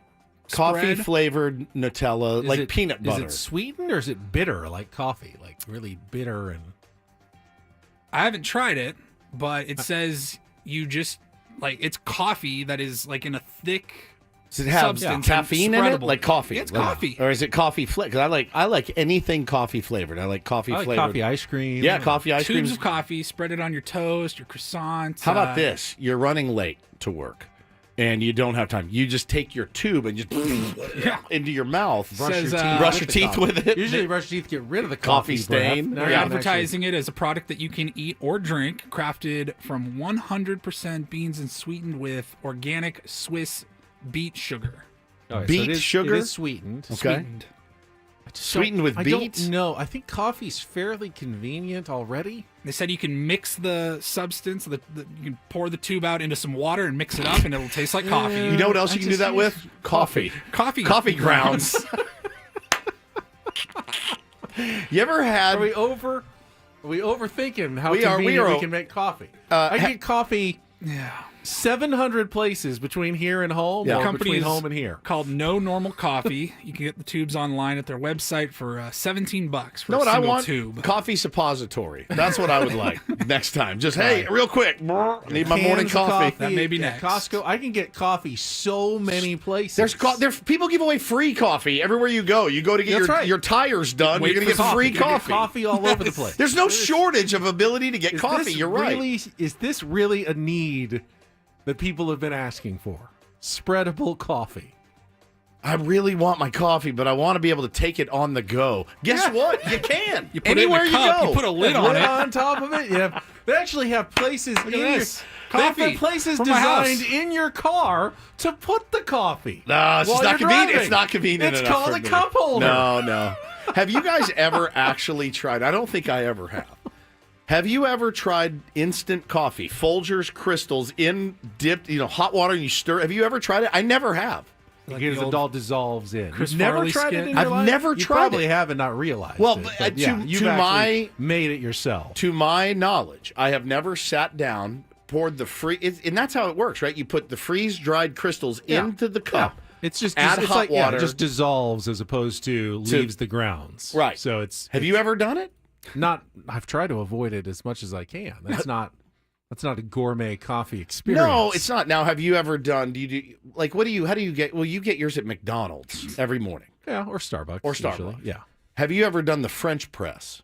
I have. I've never done it. Yeah, I don't. We've done. I don't that know at how home. to we have do one it. at home. Yeah, we have a drip maker, a French press. We don't have an espresso machine, and we don't do the pods. You know what else I anymore. don't know how to do? One of my many things. You guys will laugh. You know how I didn't know what Here we Super go. Bowl squares are? I don't know. If I had like a Mr. Coffee, I don't know how to do it. You don't know how to make coffee. No. I know how to use my Keurig. I don't know how to use the filter. I don't know how many grounds to put in it. And the water goes in the back, right? Goes in the tank. The tank. Back, yeah. Okay, and then you just open stick up- it under. Yeah. Maybe I do. Filter. Yeah, filter. You either have How a much paper coffee filter. do I use? All right, usually you want to use about 2 scoops. I mean, for 4. every cup of water, you want every 2 cups of water, 1 scoop of coffee is Okay. what I usually. So if do. because I only So if drink you're gonna one do, cup like, of if coffee, you're going to fill it up to the 8 line, then you'd want at least 4 scoops of coffee. and that would be how many cups? 8. 8 cups of coffee? whatever cups. Yeah, you probably are drinking 2 to 3 cups at a time, like in a big Right, mug of in a coffee. mug. But in actual, that's how I do it. So if I was at an Airbnb, for example, and Yeah. that's all we had was Make coffee. make coffee, You wouldn't know how to do it. I'd have to make Paulie do it. I can do it too. I'm unaware. What are we going to do with you? Help me. That's what I need. I Get need you some spreadable You're going to want to coffee. stay Yes, tuned. I need your We help. just got the Eric Grupner some sound in about payroll and John Seidler taking over as control person when he's going to speak. So Annie and Elston can bring that to you coming up on their show, which Don't is set go to begin anywhere. here in just a couple of minutes. So we got more Padres content on the way, but that's it for us today. We will rejoin you tomorrow morning at 6 a.m. Talk about the Aztecs tonight and more. For Paulie and Woods, I'm Ben. Have a great rest of your Tuesday from all of us here at San Diego's #1 sports station, 97.3 The Fan. So long, everybody.